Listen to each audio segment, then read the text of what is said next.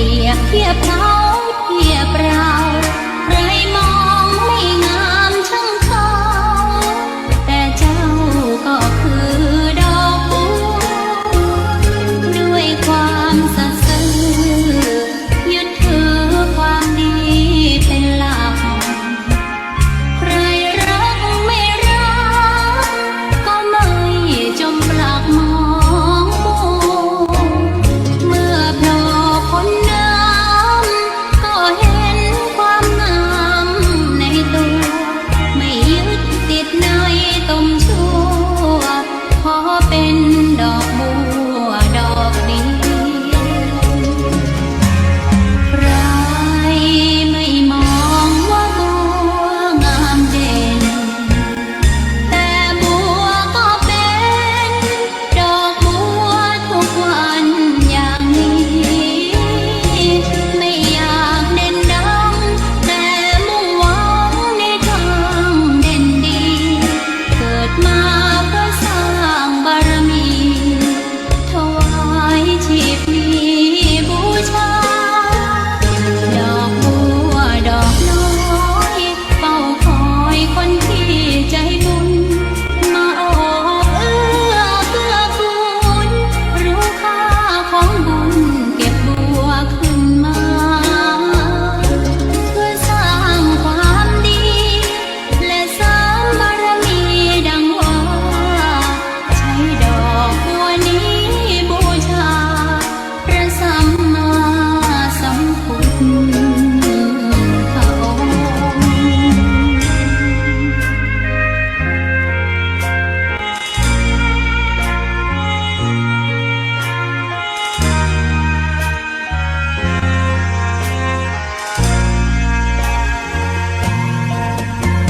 ใคร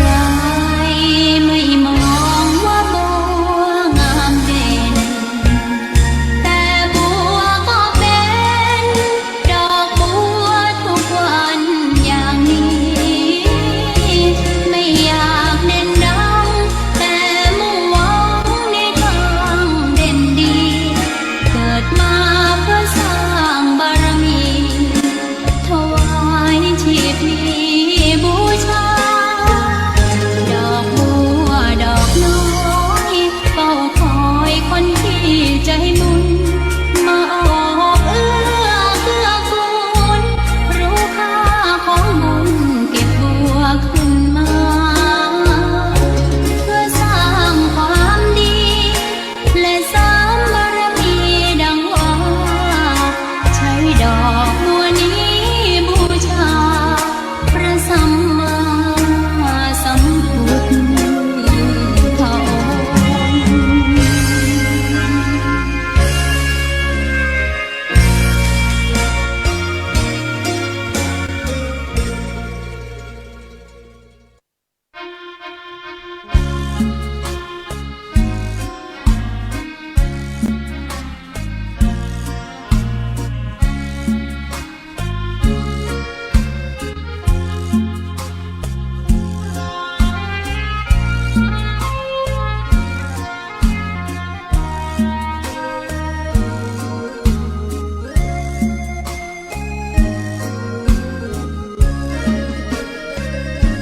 นิ้วเพลงทำถูกถ้อยคำเข้าถึงจิตใจ ฟังรายการวิทยุเสียงใสส่งถึงใจไปสู่ปลายนาสารธรรมน้อมนำมังพระศาสดาบอกผู้คน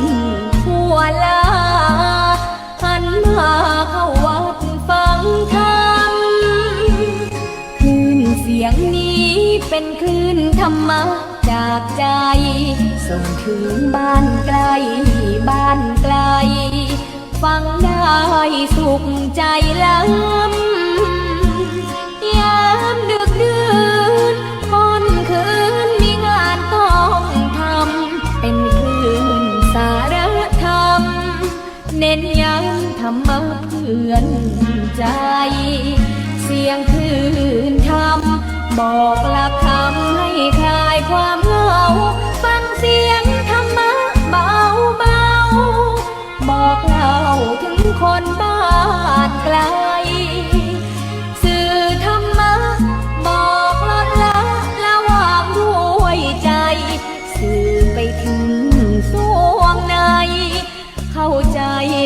ำหลักดี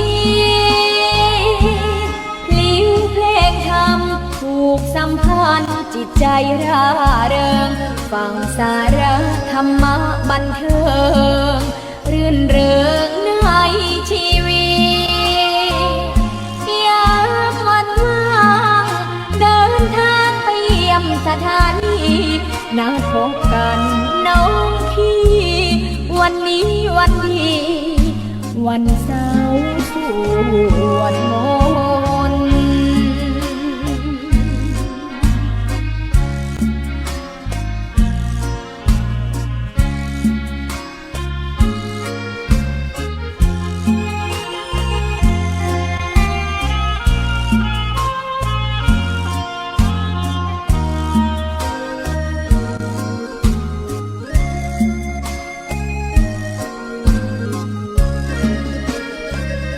เสียงคลื่นธรรมบอกหลักคำให้คลายความเหงาฟังเสียงธรรมะเบาเบาบอกเล่าถึงคนบ้านไกลสื่อธรรมะบอกลดละระหว่างด้วยใจสื่อไปถึงสวงในเข้าใจหลักธรรมหลักดีเพลงธรรมผูกสัมพันธ์จิตใจร่าเริงฟังสาระธรรมะบันเทิงรื่นเริงในชีวิตยามวันว่างเดินทางไปเยี่ยมสถานีนัดพบกันน้องพี่วันนี้วันดีวันเสาร์สวดมนต์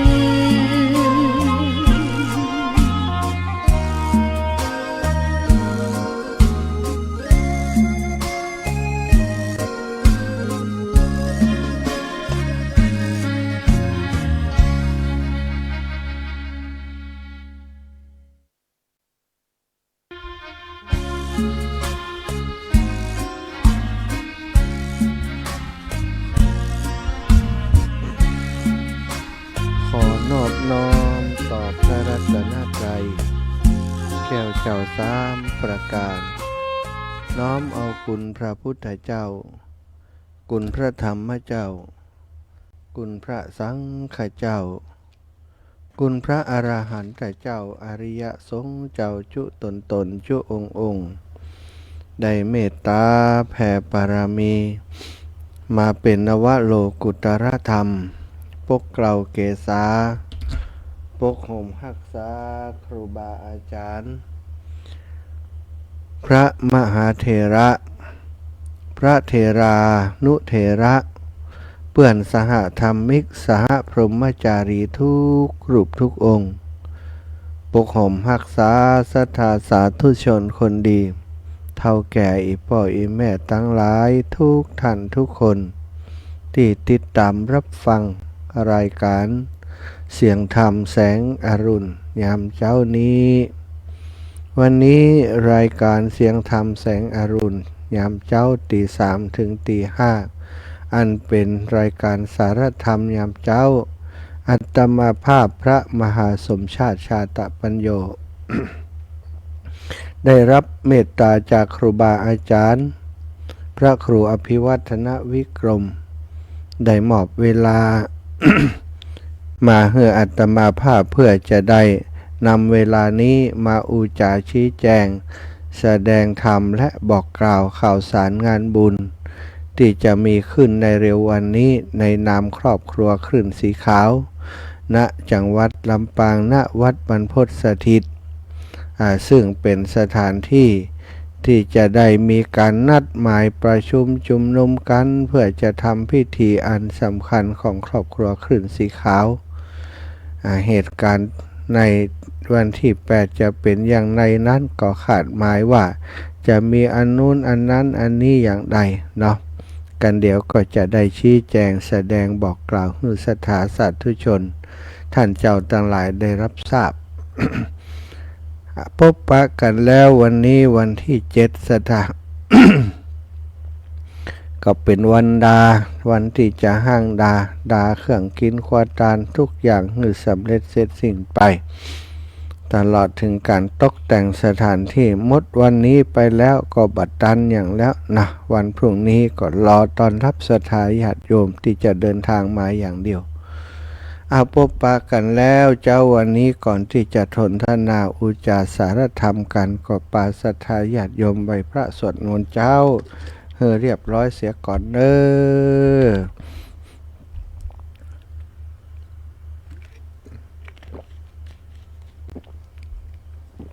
กราบพระพร้อมกันก่อนกราบ1พุทโธเมนาโธกราบ2ธัมโมเมนาโธกราบ3สังโฆเมนาโธอิมินาสักการะนะพุทธังอภิปูชยามิอิมินาสักการะนะธัมมังอภิปูชยามิอิมินาสักการะนะสังฆังอภิปูชยามิ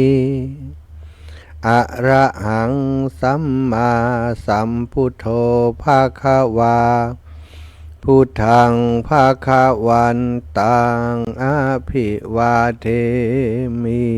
กราบ สวากขาโตภะคะวะตาธัมโมธัมมังนะมัสสามิกราบ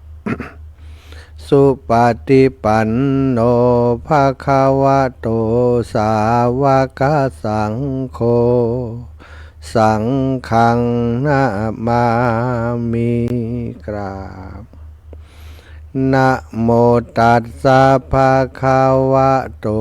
อะระหะโตสัมมาสัมพุทธัสสะ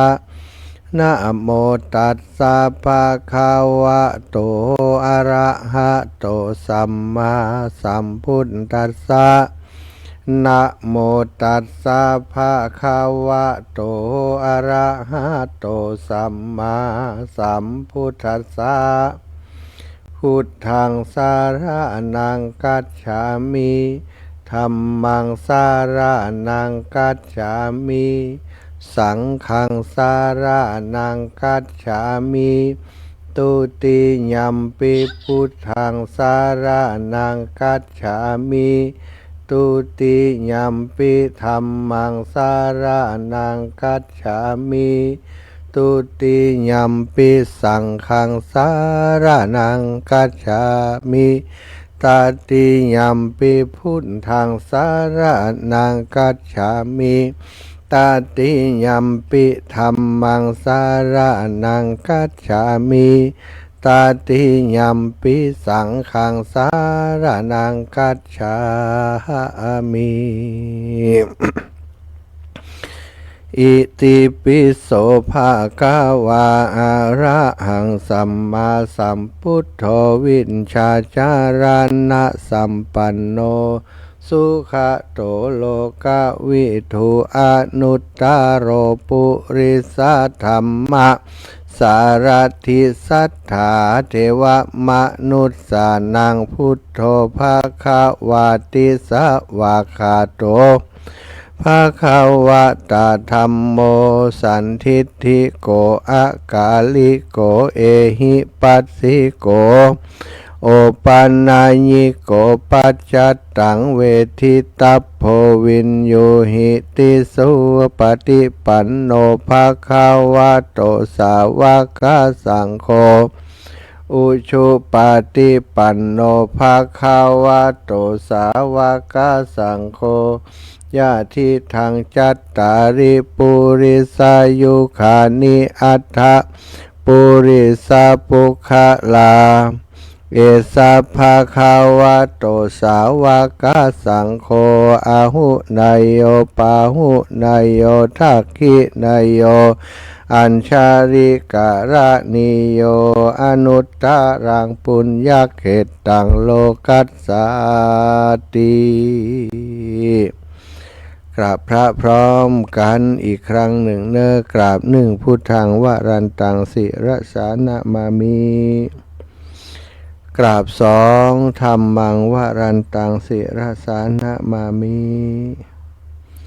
กราบสามสังฆังวรันตังสิรสานะมามิศรัทธาญาติโยมไหว้พระสวดมนต์ธรรมวัดเจ้าด้วยกันเรียบร้อยแล้วเนาะโดยสังเขปลำดับต่อไปก็จะได้สนทนาอุจาสนทนาธรรมครับศรัทธาญาติโยมดังที่ได้แจ้งบอกไปแล้วนั้นศรัทธาอีป่ออีแม่ทั้งหลายมนุษย์คนเฮานั้นอยู่โดยกันอย่างมีความสงบสุขอย่างเจริญรุ่งเรืองก็เพราะเฮาทั้งหลายมีคุณธรรมมีความหันอกหันใจต่อกันสิ่งเหล่านี้เป็นขนบเป็นธรรมเนียมหลายสิ่งหลายอย่างที่เปิ่นสร้างขึ้นมาเพื่อจะให้คนทั้งหลายอยู่กันโดยความสามัคคีอยู่กันโดยความฮักความกลมเกลียวเอื้อเฟื้อเผื่อแผ่ดูแลซึ่งกันและกันศรัทธาญาติโยมอีพ่ออีแม่เฒ่าแก่ทั้งหลายวัฒนธรรมประเพณีบางอย่างนั้นบางพื้นที่ก็มีบางพื้นที่ก็บ่มีแล้วแต่ว่าที่ไหนที่ความเจริญทางด้านจิตใจมีสิ่งเหล่านี้ก็มีแต่ที่ไหนที่ความเจริญทางด้านจิตใจของคนในพื้นที่ในสถานที่แห่งนั้นในแผ่นดินแห่งนั้นบ่มีสิ่งเหล่านี้ก็บ่มีเหมือนกันศรัทธาญาติโยมทั้งหลายสังคมของอริยะก็คือสังคมผู้เจริญผู้ห่างไกลจากกิเลสหรือว่าสังคมของนักปราชญ์สังคมของบัณฑิตสังคมของผู้รู้ทั้งหลายคนในดินแดนแผ่นดินไหนมีความเจริญด้านจิตใจสูงจิตใจสูงก็จะมีประเพณีเช่นนี้ประเพณีอันยังศรัทธา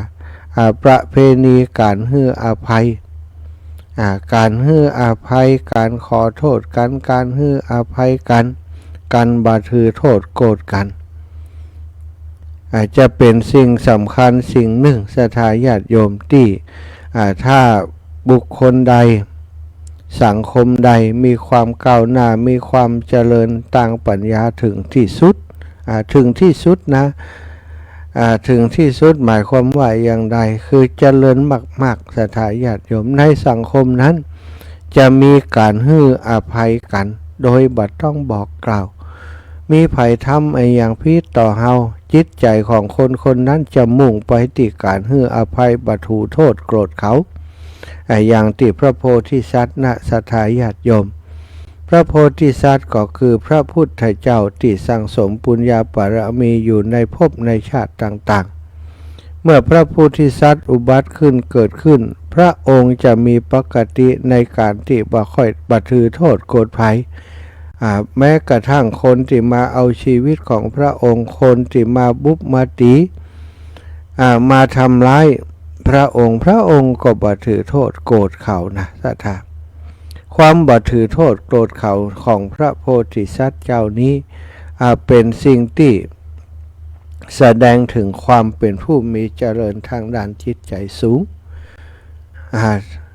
แม้กระทั่งคนที่ปฏิบัติธรรมต่างๆหรือว่าแม้กระทั่งคนที่เป็นฆราวาสญาติโยมทั้งหลายที่เขาได้ฝึกฝนอบรมจิตใจมาอย่างดีแล้วก็มักจะนิยมชมชอบในการให้อภัยต่อบุคคลอื่นที่ล่วงเกินตนศรัทธา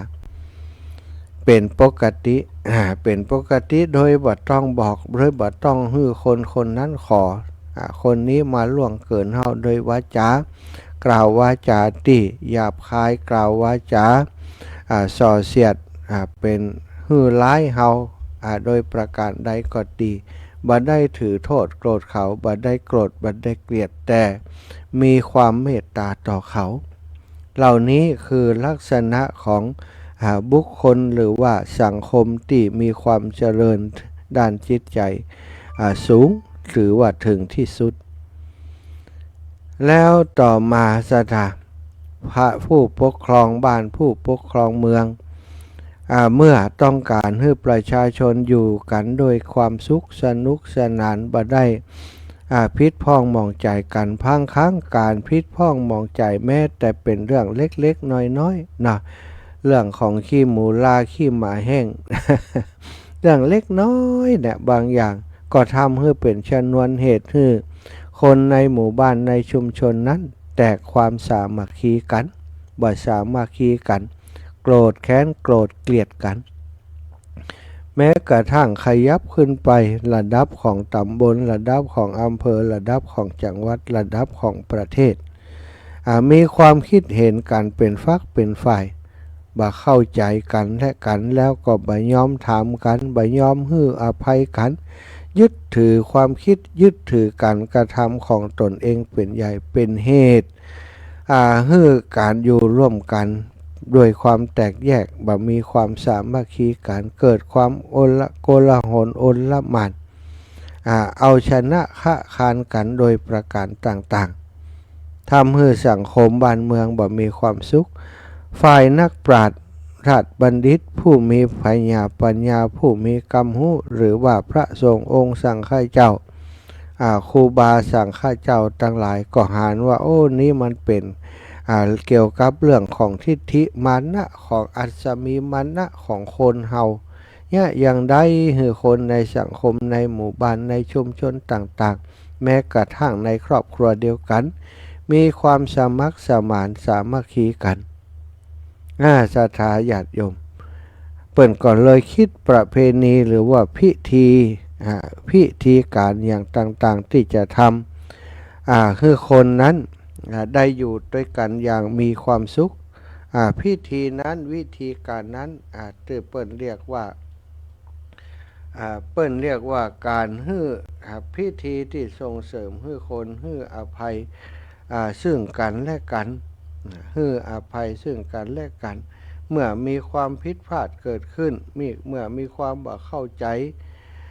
กันเกิดขึ้นนั้นก็จะปวารณาตัวให้อภัยแก่กันศรัทธาญาติโยมการปวารณาตัวใ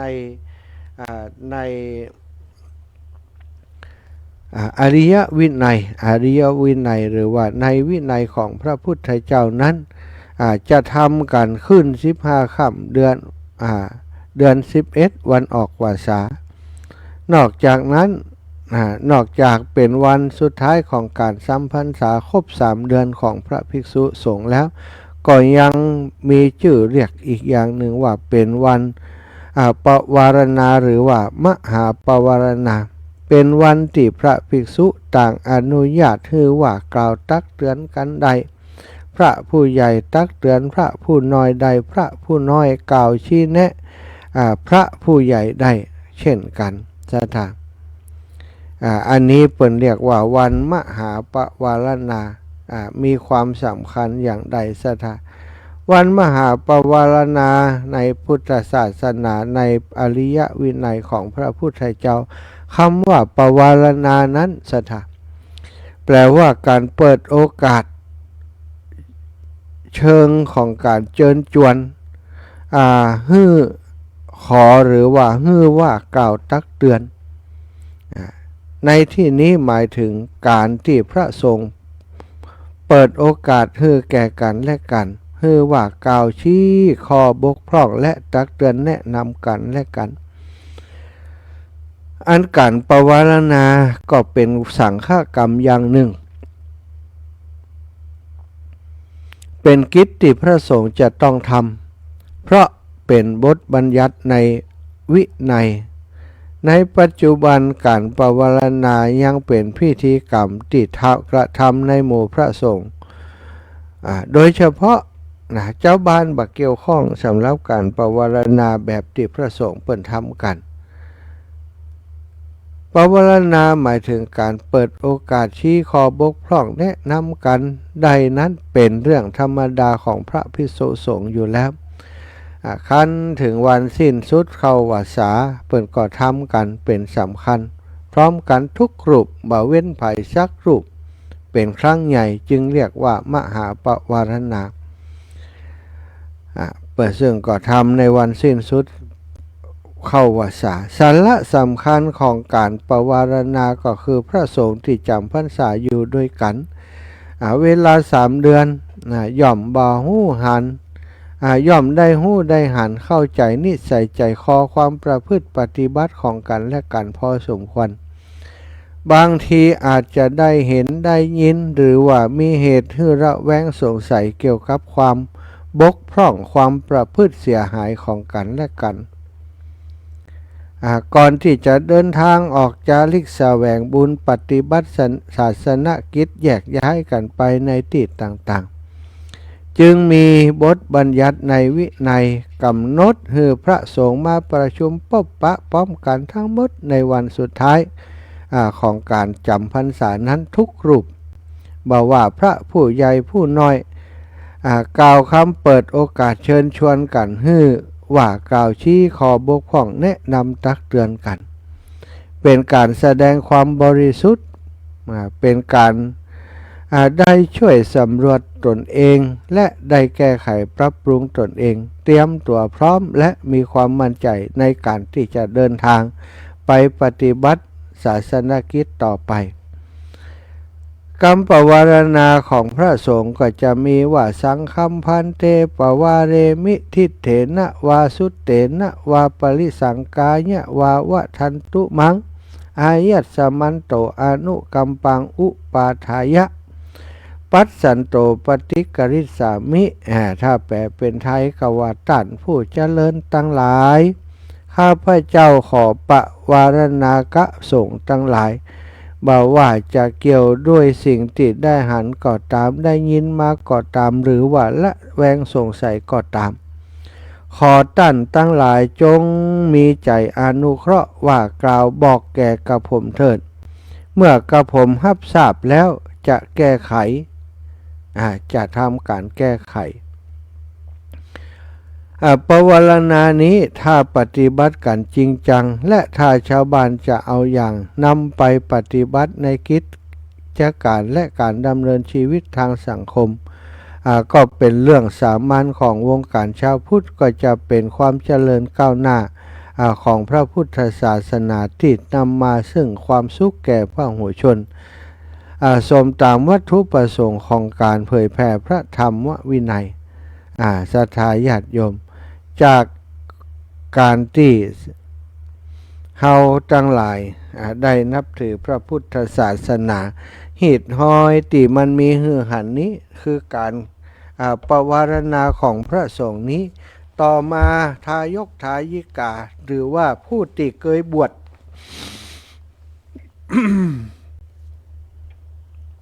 เคยบวชในพระพุทธศาสนาตอนที่บวชออกวาสาทุกครั้งก็มีการปวารณาตนก็จำได้ว่ามันเป็นสิ่งที่ดีบางครั้งบางทีอันอยู่ด้วยกันตลอดพรรษามีความพิษพองมองใจกันอาจจะหันว่าคนนี้ทำอย่างบ่ถูกบ่ต้องกล้าได้ยินเขาว่ามาคนนี้อย่างนั้นคนนี้ทำอย่างนี้หรือว่าสงสัยบัดให้ก็ได้สงสัยว่าหมอนี้มันเป็นอย่างอันภิกษุรูปนี้เป็นอย่างอันเป็นอย่างอีปได้สอบถามกันถ้าสอบถามกว่าจะโคตรจะเกลียดก็อดเอารอจนถึงวันมหาปวารณาก่อนจะแยกย้ายกันไปเมื่อมีการปวารณาแล้วก็เหมือนกับมอบตัวต่างคนต่างมอบตัวแก่กันมอบตัวแก่กันบอกเพื่อแก่กันโดยความอนุเคราะห์ท่านเจ้าทั้งหลายได้โปรดแนะนำแก่กับผมเปิ้นเลี้ยงตัวเอานะทุกขูบทุกองค์ต้องว่ากรรมนี้ต้องว่าคำนี้แหละว่ากรรมที่จะส่งทั้งหลายได้ว่ากล่าวตักเตือน โดยบอกเป็นภาษาถ้าเป็นภาษาไทยแปลแล้วนี่ก็บอกว่าท่านพระมหาเถระทั้งหลายอนุเถระเปื่อนบรรพชิตทุกรูปทุกองค์ถ้าท่านได้หันว่าผมทำอย่างอีถ้าท่านได้ยินว่าผมทำอย่างอีท่านสงสัยว่ากระผมได้ทำอย่างอีท่านหันว่าผมทำบ่ถูกต้องทำผิดอย่างใดได้เมตตาอนุเคราะห์ว่ากล่าวตักเตือนผมจิมเตอะถ้าผมหู้แล้วผมก็จะแก้ไขในความบกพร่องนั้นเนี่ยเปิ่นว่าโดยความอนุเคราะห์แห่งกรรมเนาะใช่ไหมเฮาได้ปฏิบัติถือแบบอย่างอีมาพอศึกขาลาเพศไปกว่าโอ้มันเป็นสิ่งสำคัญรู้นี่บางท่านบางคนศึกขาลาเพศไปเป็นผู้ปกครองบ้านผู้ปกครองเมืองผู้ปกครองหมู่บ้านชุมชนหรือว่าแม้กระทั่งไปเป็นผู้ปกครองของบ้านก็คือไปเป็นพ่อบ้านมีแม่บ้านมีลูกบ้านมีน้องหนุ่งสุ่งซ่องมีข้าทาสบริวารอะไรอย่างต่างๆก็มาคืดลำเปิงหาตอนที่เป็นตู้เจ้านี่ได้ประวารณาอย่างอีก็เลยเอาประเพณีนี้เอาไปทำติดตัวเองเป็นฆราวาสญาติโยมซึ่งเปิ่นทำช่วงไหนซะท่าเปิ่นจะทำช่วงที่มีความสุขที่สุดก่อนจะมีความสุขที่สุดนั้นเปิ่นจะขจัดความทุกข์ทั้งหลายให้ออกจากจิตจากใจไปก่อนเวลาที่สังคมเจ้าบ้านทั้งหลายมีความสนุกสนานลื่นเริงบันเทิงใจคือช่วงใดซะท่าก็คือช่วงของสงกรานต์หรือว่าช่วงของปีใหม่บ้านเฮาว่าปีใหม่เมืองปีใหม่เมืองเฮาก็มาถึงแล้วเนาะนั่นนะดำหัวแม่ป้อป้าลุงอุ้ยเฮาดีกว่านะประเพณีบ่เก่าของเฮาสืบมาเข้าวัดเข้าวาตักบาตรทำบุญกำขันสลุงใส่เข้าตอกดอกไม้ให้เพื่อนได้ชื่นใจที่หมู่เฮาฮู้กุลนั่นนี้ก็คือกำเข้าสลุงกำเข้าตอกดอกไม้เอาไปกะละวะดำหัวผู้เฒ่าผู้แก่อันที่เฮาเคารพนับถือผู้เข้าผู้แก่ของฆราวาสญาติโยมก็คือป่ออุ้ยแม่อุ้ยป่อมอนแม่มอนอันเป็นผู้ที่มีคุณธรรมมีจริยธรรมสูงเฮาก็ไปหาเปิ้นเหมือนกับถ้าพระสงฆ์ก็เป็นพระมหาเถระที่มีอายุการพรรษาสูงหรือว่าบางทีก็เป็นพระอุปชาอาจารย์ของพระภิกษุสงฆ์ทั้งนั้นที่ไปอยู่พรรษาจำพรรษาด้วยกันนั้นอาจจะเกี่ยวข้องกันโดยเป็นครูบาอาจารย์เป็นพระอุปชาอาจารย์ต่างๆอันนี้ก็พอมาถึงการประวารณาก็ได้แนะนำบอกกล่าวซึ่งกันและกันพระภิกษุน้อยก็ตักเตือนพระภิกษุอาวุโสได้ผู้เป็นมหาเถระได้แบ่งชั้นวรรณะเลยวันนั้นเปิ้นก็เลยเอาประเพณีอย่างนี้มาทำตอนปีใหม่ตอนสงกรานต์ของเฮาเปิ้นก็ทำกันตั้งแต่วันที่ไปวัดมาแล้วนะสถาญาติโยมก็คือวันพญาวันที่เฮาไปวัดเนาะวันพญาวันสังขารล่องวันพญาวันปากปีปั้นอะไรอย่างต่างๆก็ว่ากันไปตามนั้นทุกวันหลังจากที่ไปวัดมาแล้วนั้นเปิ้นก็ฮือเฮาทั้งหลายไปกะละวะดำหัวคนเฒ่าคนแก่ได้ทำไมเปิ้นจะต้องรอถึงวันสงกรานต์วันนี้ก่อนถึงจะได้ทำก็เนื่องจากว่าถ้าเราทำเป็นประเพณีแบบนี้นั้นมันจะหันกันชัดเจนถ้าเราทำทุกวันได้ก็ซ้ำดีแต่ว่าทุกวันมันก็คงแบบมีโอกาสจะมาพบปะกันลักษณะที่มากันหลายแบบนี้ในช่วงสงกรานต์ในช่วงพักผ่อนในช่วงที่เป็นประเพณีแบบนี้ลูกหลานก็มานักหนาญาติพี่น้องก็มากันหลายมาประชุมจุมนุมกันสมัยก่อนมันเป็นบ้านเป็นชุมชนที่อยู่ด้วยกันเป็นครอบครัวใหญ่ลูกหลานบ้านโน้นบ้านนั่นก็มีบางทีลูกหลานไปอยู่ต่างจังหวัด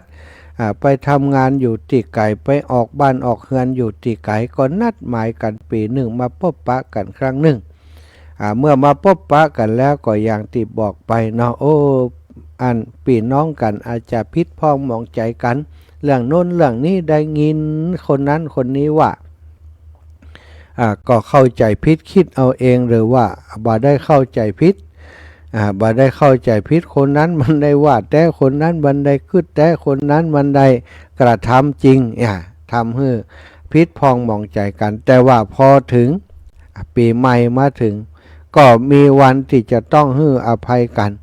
มาอยู่ต่อหน้าป่อจอหน้าแม่ต่อหน้าญาติพี่น้องทั้งหลายอันเรื่องราวที่เคยโกรธเคยเกลียดกันมาจะต้องวางลงไปวางเอาไว้บ่ให้มันมีปัญหาต่อการที่จะอยู่ด้วยกันอย่างมีความสุขเสียทีเมื่อเป็นแบบนี้เปิ้นก็เลยทำเป็นกิจลักษณะเป็นเรื่องเป็นราวก็คือมีการ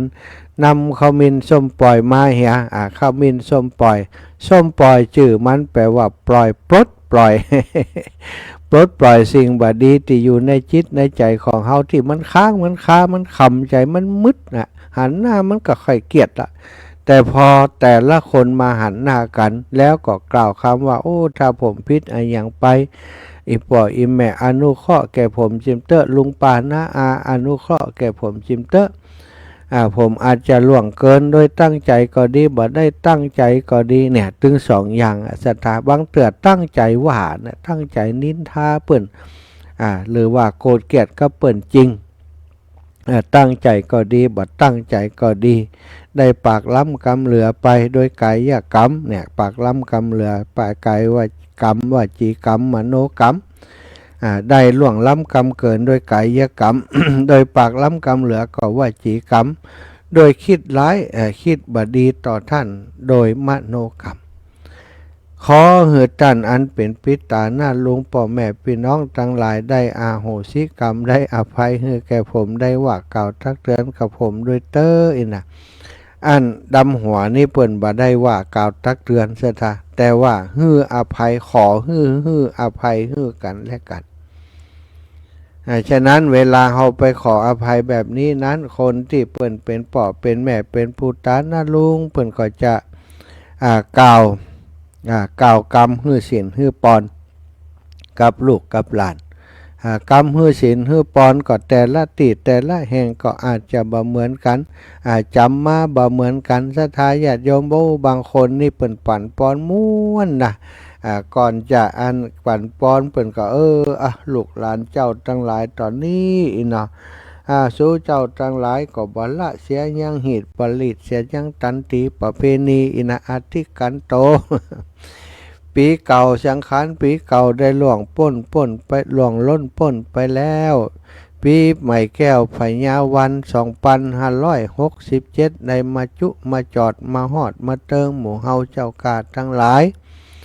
อันสู่เจ้าทั้งหลายเป็นลูกเป็นหลานเป็นญาติกาวงวานบ่ได้ละเสียยังหิตบ่ได้ลิดเสียยังตันติประเวณีได้น้อมนำมายังมัทุปุปปาราจาดวงดอกข้อตอกหลอกไม้ถูกเพิ่งลำเตียนน้ำอบน้ำหอมน้ำสุกันโทตะกะอันใสชื่นจ้อยมัดปณะตังไว้บนขันบนพันอันสวยอันงามวิจิตรการตาอันนี้เพื่อจะมาขอสุมาการเหล่าวะต้องยังตนตัวแห่งผู้ฆ่าอันเป็นปิตาหนาลุงเป็นป่อเป็นแม่แห่งสู่เจ้าทั้งหลายบัดนี้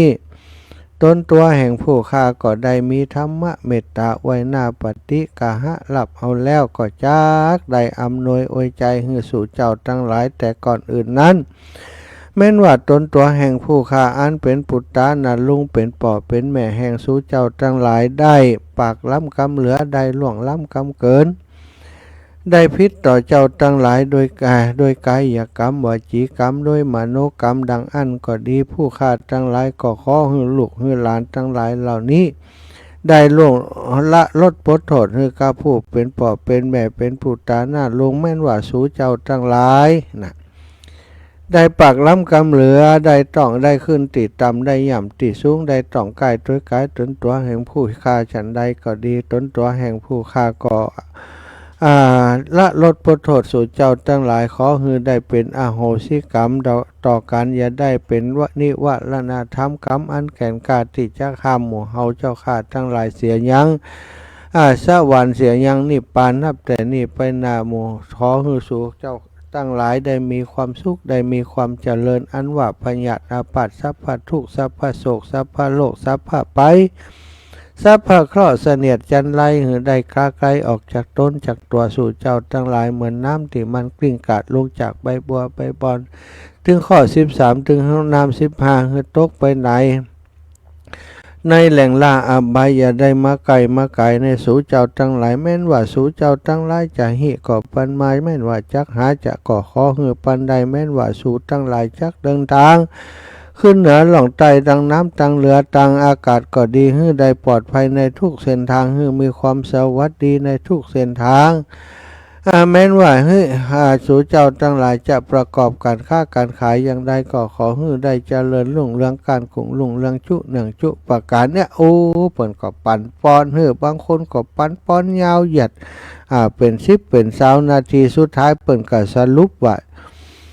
สัพปิติโยวิวัตฉันตุสัพพะโลโกวินัสสันตุมาเตภวัตวันตาลายโยสุขีติคายุโกภวะอภิวาทนาสีริสานิจังวุตตาปจายิโนจัตตาโลธรรมาวัฏันติ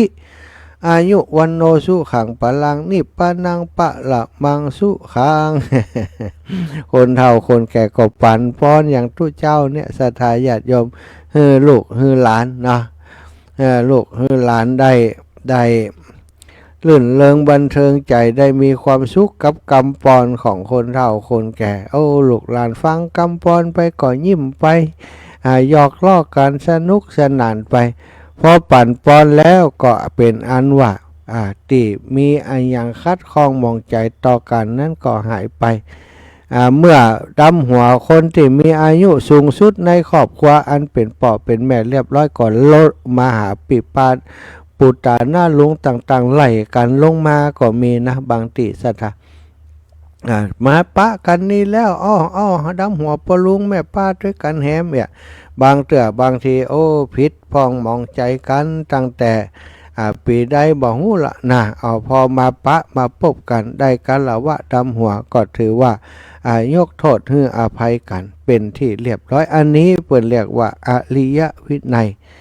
อริยวินัยข้อปฏิบัติของพระอริยเจ้าทั้งหลายนำมาปฏิบัติก็เกิดกุลเกิดประโยชน์แก่หมู่เฮาทั้งหลายเฮาอยู่กันในสังคมธรรมดาย่อมมีการกระทบกระทั่งกันโดยเฉพาะปุถุชนมีกิเลสตัณหานานับประการสถาบางเตือก็ได้กระทบกระทั่งการตั้งกายบางเตือก็ตั้งวาจาตั้งใจนี่สถาเฮาบ่ฮู้เนาะตั้งแต่อดีตชาติที่ผ่านมาหรือว่าแม้ปัจจุบันชาติภพนี้ปัจจุบันนี้เฮาอาจจะกระทบกระทั่งต่อกันเปิ้นก็ฮือมาขอสุมากาลาวะละลดบทโทษแก่กันแล้วอันการที่เปิ้นไปขอโทษต่อกันนั้นนะศรัทธาญาติโยมถึงบ่มีคนขอเปิ้นก็ตึงบอกว่าถ้าจะดีที่สุดจะได้ไปโขดไปเกลียดไผมันจะเป็นเวรเป็นกรรมติดตัวเฮาไปบ่เกิดประโยชน์อันใดทั้งสิ้นสิ่งเหล่านี้เป็นความสกปรกนะศรัทธาความอิจฉาริษยาความโกรธแค้นขึงโกรธความพยาบาทอาฆาตทั้งหลายเหล่านี้ติความพิษพองหมองใจอันเกิดความพยาบาทอาฆาตเหล่านี้มันเหมือนกับขี้เปอะติดตัวเฮาแล้วล้างบ่ออกศรัทธาอีป่ออีแม่วิธีจะล้างขี้เปอะติดตัวติดหัวใจเฮาออกนี้มีอย่างเดียวคือน้ำอมฤตแห่งการฮื้ออภัยฮื้ออภัยนี้บ่ได้อภัยแค่เฮานะแค่เขานะสถาเป็นการอภัยตัวเฮาตัวอภัยในที่นี้เฮาอภัยเขาบ่โคตรเขาแล้วเหมือนกับเฮาเอาน้ำชำระใจเฮานะที่มันสกปรกออกไปเท่ากับว่าการอภัยคนอื่นนี้ได้ประโยชน์ติดตัวเฮาเพ่นเนี่ยตัวเฮาบ่โคตรบ่เกลียดเขาฮื้ออภัยเขาแทนที่จิตใจจะมีความสกปรกมีความโกรธมีความเกลียดโมโหโกรธท้ายอย่างต่างๆผูกแค้นผูกเวรผูกกรรมต่อกันเมื่อเฮาฮื้ออภัยแล้วความแค้นอันเป็นเวรเป็นกรรมนั้นมันก็หายไปพอหายไปจิตใจเฮาก็สะอาดบริสุทธิ์เบิกบานมีกำลัง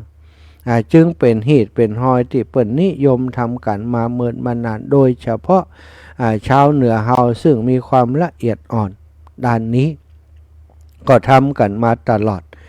เต่าที่จำความได้อาตมาก็ไปดำหัวกุเปียดำหัวปูตาหน้าลุงพ่อแม่พี่น้องต่างๆคนที่เป็นญาติใกล้ชิดติดเคียงกันหรือว่าเป็นเจ้าผู้ปกครองต่างๆผู้รักผู้ใหญ่ในบ้านในเมืองเขาอยู่ในอาชีพอยู่ในองค์กรอย่างมักจะมีผู้นำองค์กรนั้นก็ไปกาละวะดำหัวเจ้าบ้านเพิ่นก็ดำหัวกันดำหัวกำนันดำหัวนายอำเภอดำหัวผู้ว่านัดกันไปสถาดำหัวผู้ใหญ่บ้าน ม่วนนันสันเล่าดำหัวครูบาอาจารย์มีกันหมดเป็นกิจกรรมเป็นประเพณีที่ต่างชาติต่างประเทศเปิ้นมาหารเปิ้นก็ชื่นชมแต่ว่าเปิ้นก็เอาไปทำอย่างเฮาบ่ได้นะเพราะวัฒนธรรมของเปิ้นบ่มีไปสร้างอย่างใดก็บ่ติดแต่ว่าคนเหนือคนเมืองเฮาเนี่ยประเพณีนี้เนี่ยสนุกสนานม่วนนั้นทำกันโดยความสุขใจเบิกบานใจศรัทธาญาติโยมอุไปบอกพอเวลาต่อใดแล้วนี่เนาะเวลาตี 3:52 นาทีจะเปิดสายในต้นในชั่วโมงแรกนี้สักเล็กน้อยเพื่อให้ศรัทธาได้สนทนาอุจากันเนาะศรัทธาญาติโยมทั้งหลายโทรมาได้แล้วโทรมาได้เลยในเลขเบอร์โทร0808844173เนอะ0808844173ศรัทธาอยู่ที่ไหนทั้งใดจะโทรมาสนทนาอุจากันก็เจริญปอนโทรมาได้แล้ว0808844173 พระมหาสมชาติชาตปัญโยสายแรกถวายความเคารพท่านอาจารย์ตุลุงกิจปีใหม่จ้าอาจารย์โชคดีมีชัยโชคดีมีชัยอริยวินัยนี้มันคืออะไรอาจารย์ลืมไปแล้วอริยวินัยก็คือเขาเรียกว่าระเบียบของพระอริยเจ้าผู้เจริญอริยวินัยก็คือสิ่งที่จะนำไปก่อนนี้ก็จำได้เนาะเดี๋ยวนี้ก็ไม่ค่อยไหวแล้วนะอาจารย์อู้ดีนะสาธุครับอาจารย์กราบเมตตาที่ให้กำลังใจครับสาธุเจริญปอนโยมแม่สมบูรณ์วงแสนไว้สาลูกพระเจ้าวันหกแม่มาให้ไปเหมือนไม่ขายไปส่งไงอยากจะได้อยู่บ้านฟังวันผูกถ่ายทอดสดต่างบ้านเนอะอยู่ที่บ้านฟังเนาะแล้วอันกันเนี่ยมันผูกเขาไปทำงานตัดอย่างวันนี้อย่างแกนนี่เจ้ามันเป็นอย่างเนอะอยู่ทางบ้านก็รับฟังได้รับชมรับฟังอยู่ทางบ้านสาธุเจ้าแม่มันเป็นยังเจ้ามันเป็นยังเนอะมีโอกาสก็มาโอกาสไม่ดีก็ไม่เป็นไรสาธุเจริญปอนแม่จันศรีสุขาสุโขสุขีมีสุข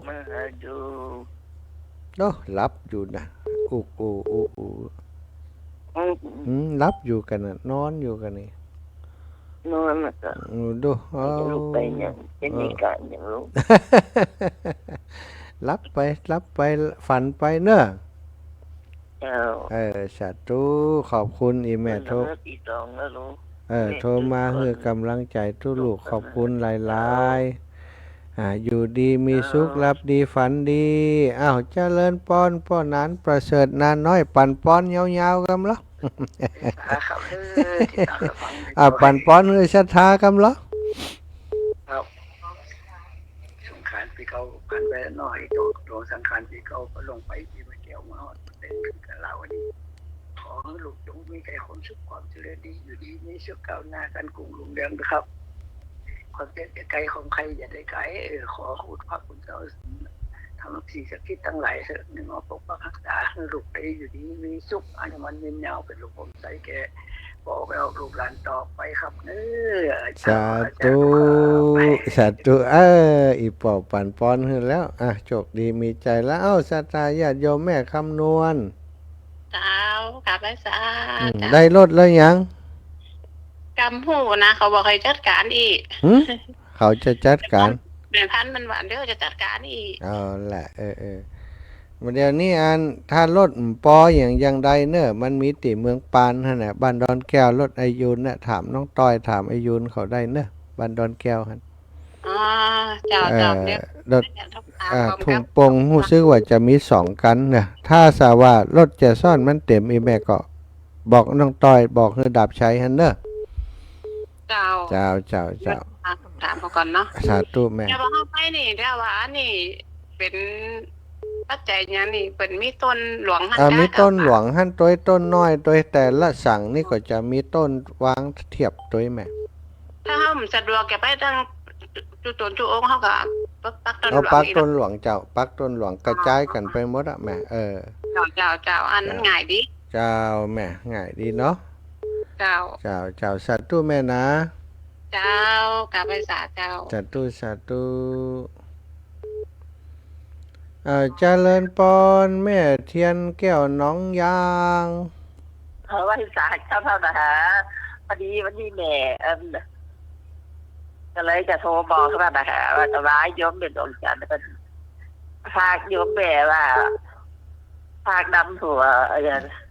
ครูบาอาจารย์เลยครับลงทานเดิมดื่มเดี๋ยวจะร้ายไม่จะโทรแล้วแบบนั้นเนาะบอกพุ่นเลยเนอะ ตั้งใจมาแม่ไม่ได้ตั้งใจว่าจะไปพอดีไปตั้งใจไปก็ไปบอกคนก็ได้ท้องนั่นแหละเจ้า อ๋อเจ้า ทั้งหัวเนาะเดี๋ยวคืนเนี่ยพ่อนั่นเด็ก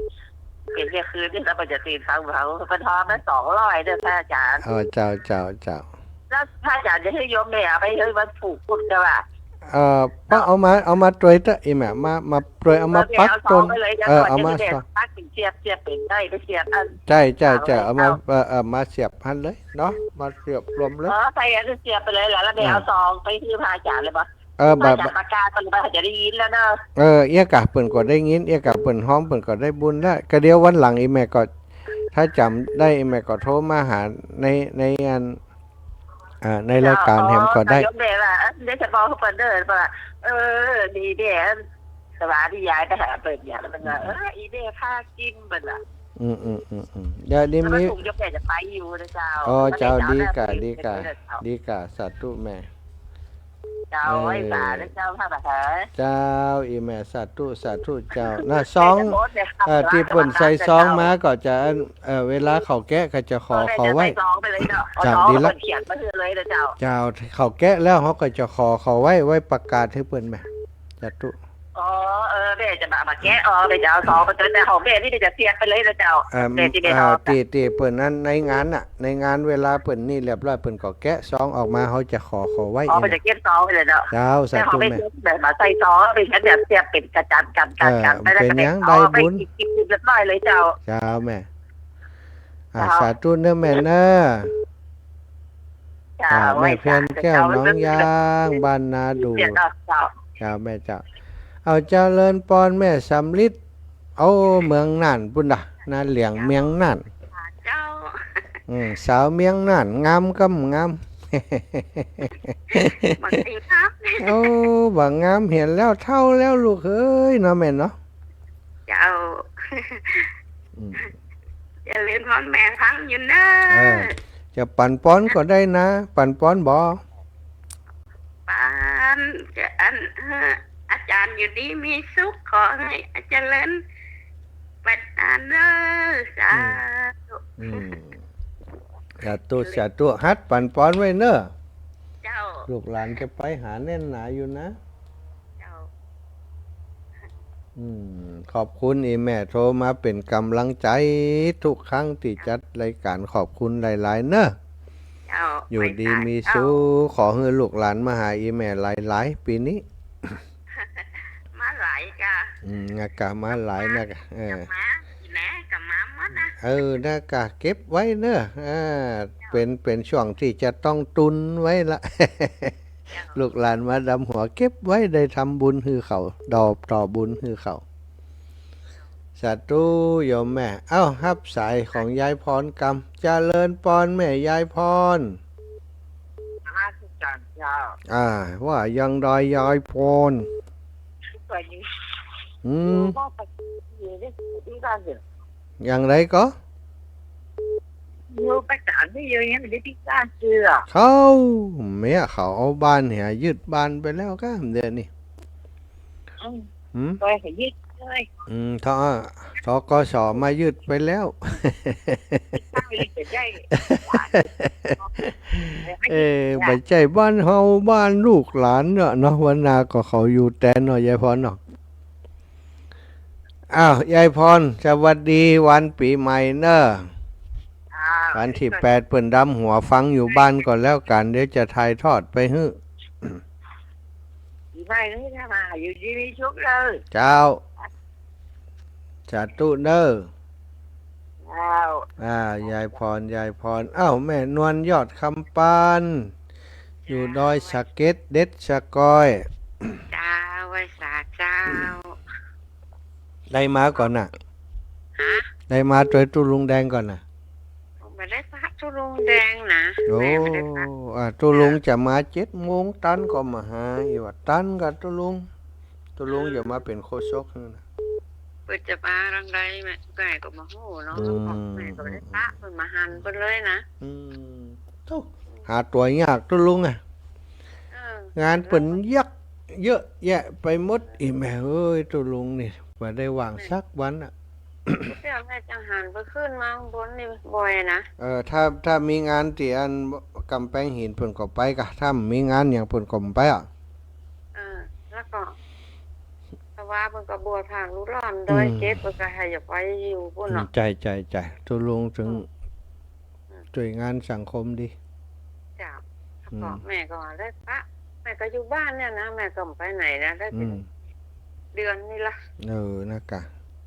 แต่เอาไปสร้างไปนี่แล้วก็ถึงได้ไปไหนอยู่บ้าน กิ่งลงดอย ยังว่าหายกันนะ นั่นน่ะคนเฒ่าคนแก่เจ็บเตือนนะมันหลายเดือนหลายวัน แม่ไม่ได้ไปแม่ก็หอมไม่ยาก็ มันเป็นยังสาธุ ใจคงไปก็ได้ ขอบคุณอีแม่นะ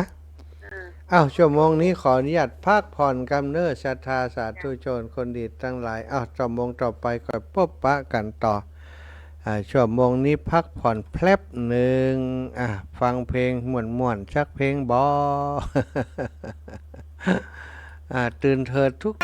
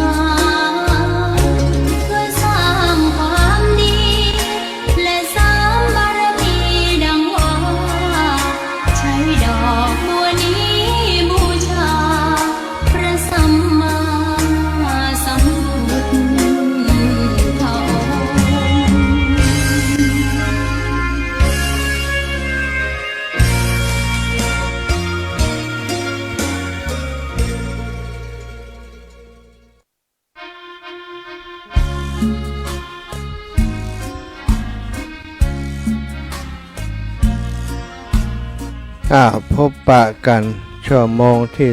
2อรุณสวัสดิ์ธรรมสวัสดีกับศรัทธาสาธุชนคนดีเท่าแก่อีพ่ออีแม่ตั้งหลายทุกท่านทุกคนพบปะกันแล้วเจ้าวันนี้นะก็เป็นเจ้าของวันที่7เนอะศรัทธาวันอาทิตย์ที่7วันอาทิตย์ที่7เดือนเมษายน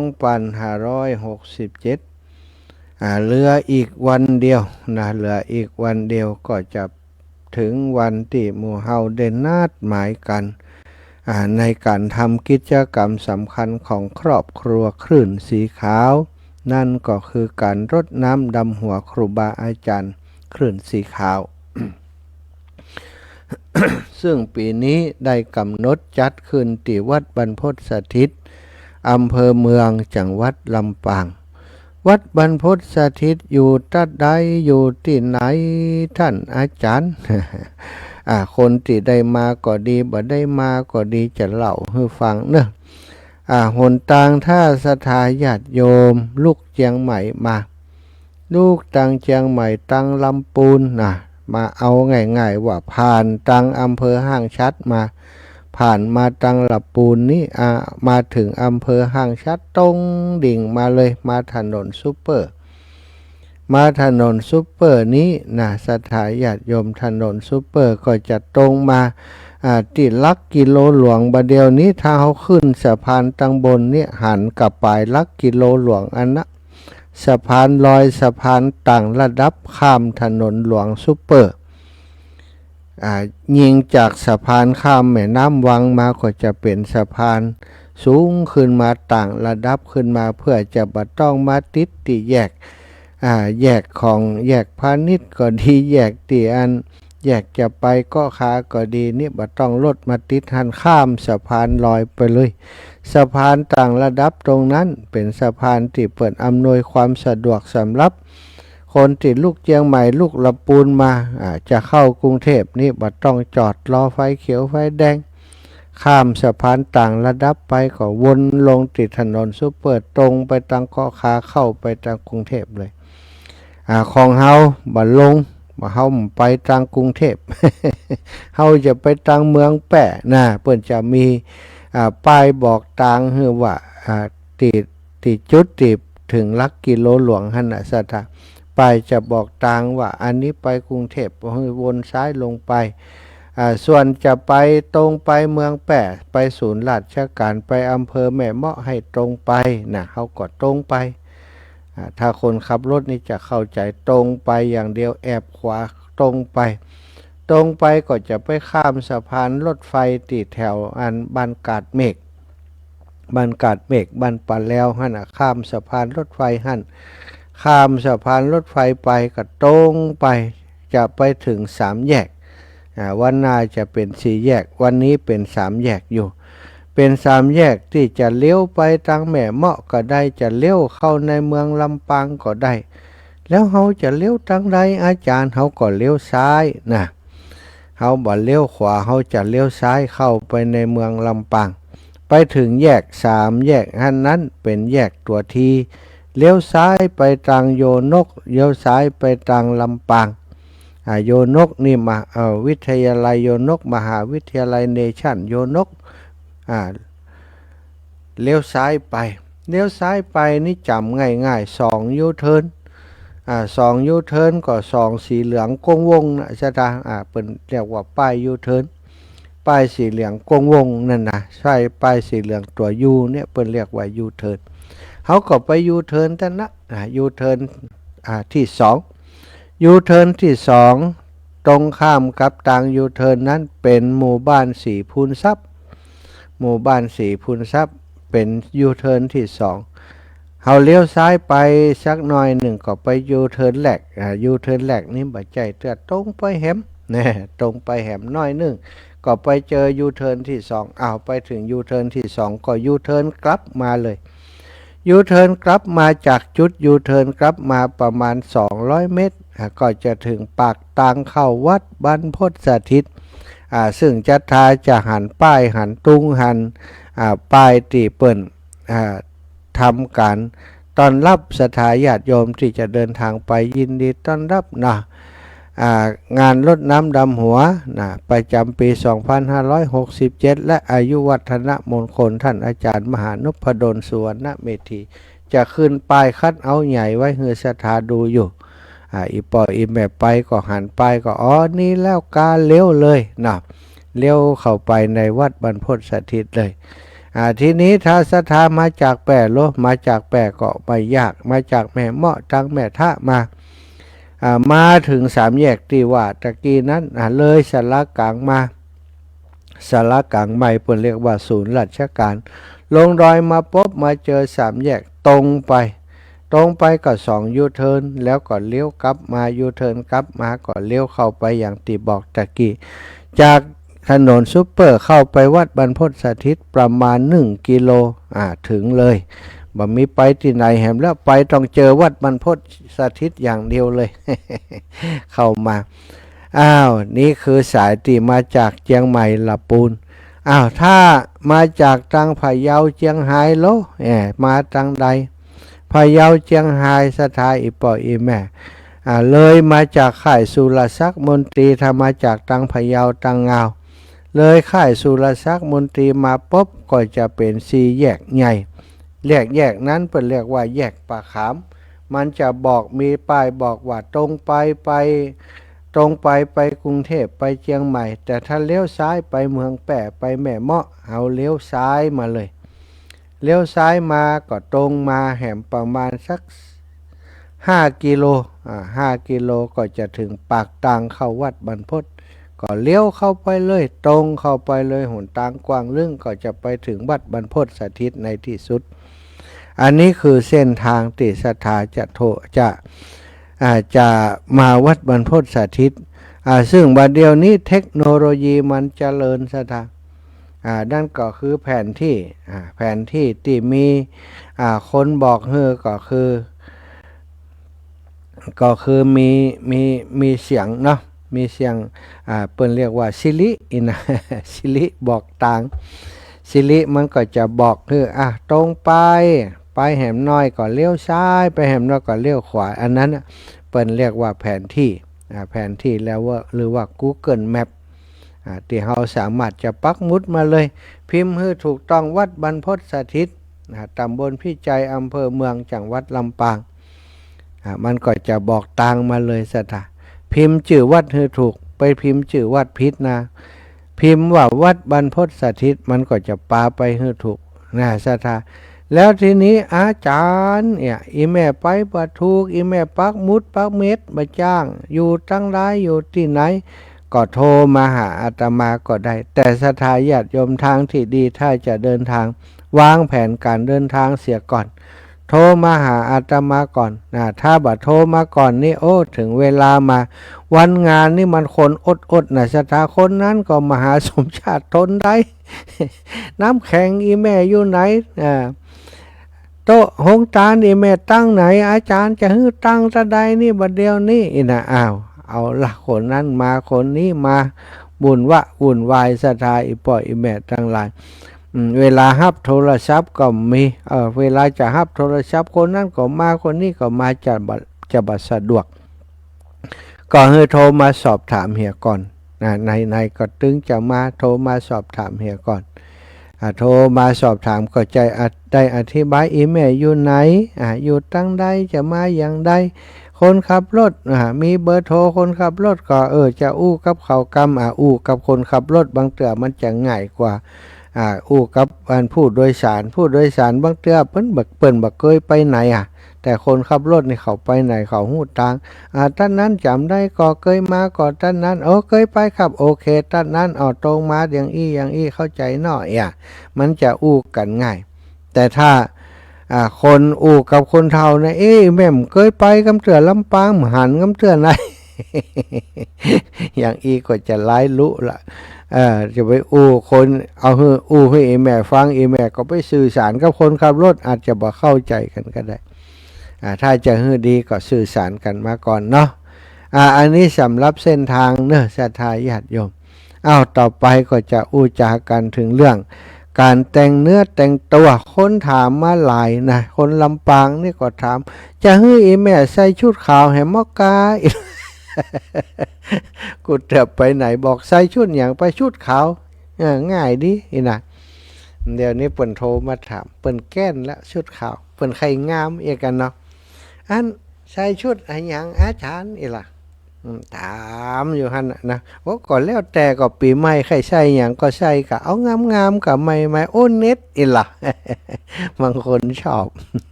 ไปที่ไหนใส่ชุดขาวมันเหมือนกันเนาะมันได้แปลกกันนะแต่ว่าปีใหม่นี่เอาเต็มที่ไผมีชุดงามๆใส่มาอวดเลยแต่เฮ้มันอยู่ในเทศกาลสงกรานต์นะไปมาใส่ชุดไทย ใส่ชุดไทยมามันก็จะแปลกเขากันเนาะใช่ไหมใส่ชุดสงกรานต์ชุดมันดูกระจุมกระจิมหน้าฮักมันแนวสงกรานต์เนี่ยกะถ้าสงกรานต์ภาคกลางเพื่อนชุดลายดอกลายดวงหรอสงกรานต์ภาคเหนือมันก็จะเป็นชุดหม้อห้อมก็อย่างกายอย่างอีก็เลือกชุดที่เหมาะสมกับตัวใบมันฮัลโหลฮัลลาเกินไปชุดแม่เฮ้ยตั้งชุดลาตีมา หลากเลื่อยมาก็ลำบากนะเอาชุดที่มันใส่แล้วสะดวกสบายเนี่ยเวลามาอยู่กับคนนักโอ้โดนระวุ่นระวือเดี๋ยวเขาไม่ย่ำตีนสิ้นกระโปรงยาวของเฮามันก็จะเต่าจะตกเนาะเอาชุดที่มันกระชับกระเฉงใส่แล้วก็มันดูมีสง่าราศีดูมันเหมือนกับประเพณีปีใหม่ใส่ชุดแบบนั้นศรัทธาชุดตามอัธยาศัยตามความเหมาะสมและเตรียมอย่างมาพ่องเอาสลุงไผ่สลุงมันน้ำขมิ้นส้มปล่อยของไผ่ของมันน้ำอบน้ำหอมของไผ่ของมันดอกของไผ่ของมันจะไปมาขอเขาในงานนะ อีแม่เอามาหมออีละอีละมันจะอายเพื่อนเตรียมมาให้เรียบร้อยนะเอามาให้เรียบร้อยน้ำที่จะเป็นน้ำขมิ้นส้มปล่อยน้ำที่จะเอามาใส่หอมก็เปิ่นก็เตรียมมาให้เรียบร้อยเตรียมของไผ่ของมันใส่ซ่าใส่อย่างมาก่อนแขวนมาก็จะสะดวกสำหรับเฮาเนาะอันนี้ก็บอกให้ไว้เพื่อให้ศรัทธาญาติโยมได้เตรียมของเหล่านี้เอามาให้พร้อมถ้าบัดเตรียมให้พร้อมมันก็จะยังว่านั่นแหละศรัทธาญาติโยมเอาหน้างานมาขอคนนั้นคนนี้มันบัดสะดวกถ้าเขาเอามาคนเดียวเนี่ยสะดวกสบายหมดนะถ้าจะเตรียมซองมาให้ครูบาอาจารย์ก็เขียนให้มันเรียบร้อยเหียชื่อข้าเจ้าชื่อไอ้หยังบ้านอยู่ที่ไหนถ้าบ่เคยมีเบอร์โทรอาจารย์คำเตือนก็เขียนเบอร์โทรตัวเก่าติดไว้หันเหียเพื่อครูบาอาจารย์เปิ่นจะได้แจ้งบอกได้รับแล้วเนอะเวลาปะเปิ่นโดยตรงเขียนซองไว้ให้พร้อมในของท่านอาจารย์พระครูอภิวัตกาตุลุงยองกาตุลุงดอยกาของไผ่เขียนไว้ให้เรียบร้อยถ้ามันเต่ากันก็เขียนกับชื่อเฮาก็ได้ ฉันเอามาใจชื่อมหาสมชาตินะชื่ออีปออีแม่นะเขียนชื่ออีปออีแม่เต่าอันนะมาต้องระบุว่าถวายไผ่ถ้าซองมันเต่ากันแต่ถ้าซองมันเต่ากันอันนี้ถวายปักตังเจริญเปิ่นมีการใช้จ่ายสูงการน้ำกับไฟไอ้อย่างศรัทธาก็ระบุชื่อไปเหี่ยก็จะเป็นการดีเป็นความเรียบร้อยแล้วเวลาในงานนั้นมาพบปะเปิ่นก็จะถวายก็เปิ่นถวายทุหลวงปู่ถวายก็เปิ่นเลยบัจจัยว่าพอถวายปุ๊บเขียนชื่อกำมันมีไผเนี่ยคือเฮาแล้วคนมันละวุ่นละวือคนมันนักมันหลายก็อาจจะบ่สะดวกอันนี้เขียนขึ้นมาเสียเรียบร้อยจะเตรียมอย่างถวายรูปได้ตนได้ก็เตรียมไว้เป็นอย่างเอาใส่ถุงใส่นั้นไว้เนาะอันนี้บอกให้ศรัทธาญาติโยมเอาไว้เพื่อความสะดวกแล้วสิ่งที่จะต้องเตรียมมาเป็นกรณีพิเศษอาตมาเตรียมเฉพาะสั่งไว้ให้ศรัทธานะส่วนของที่จะใส่สั่งก็เตรียมไว้บางส่วนส่วนนอกนั้นศรัทธาเขาเอามาเหาะเปาะมาหอมกันแล้วก็เวลาใส่นี่ก็ไปพอตะกร้ากวยได้ที่เปิ้นล้นแล้วจะไปนำท่านั้นนะเอาไปใส่ตะกร้าที่มันว่างที่มันพอล้นพอเต็มกระจายกันไปศรัทธาบางพ่องจะแน่ใส่เนี่ยยิ่งหันหลวงปู่ด้อยนั่งตรงไหนจะใส่กับหลวงปู่ด้อย เดี๋ยวหลวงปู่ร้อยก็ยกแป้เท่านั้นเองใส่กระจายกันไปทุกรูปทุกองค์ใดต่อกันนะจะดีสถานแล้วก็จะมีเจ้าหน้าที่คอยพอด้วยเหมือนกันแต่ว่าก็ยังว่านะในเวลางานเจ้าหน้าที่ก็อาจจะบ่ครบบ่ค่อยดูแลบ่ทั่วถึงก็อาศัยศรัทธาได้ช่วยกันพอจิมนะช่วยกันพอเอาไปใส่ให้มันครบข่วยกันได้ข่าวว่าตั้งเมืองฝั่งนี่เตรียมหอมกระเทียมหอมแดงหอมขาวหอมมันหัวใหญ่ที่เพิ่นเอามาพัดเนี่ย เอาบักกล้วยเอาอัน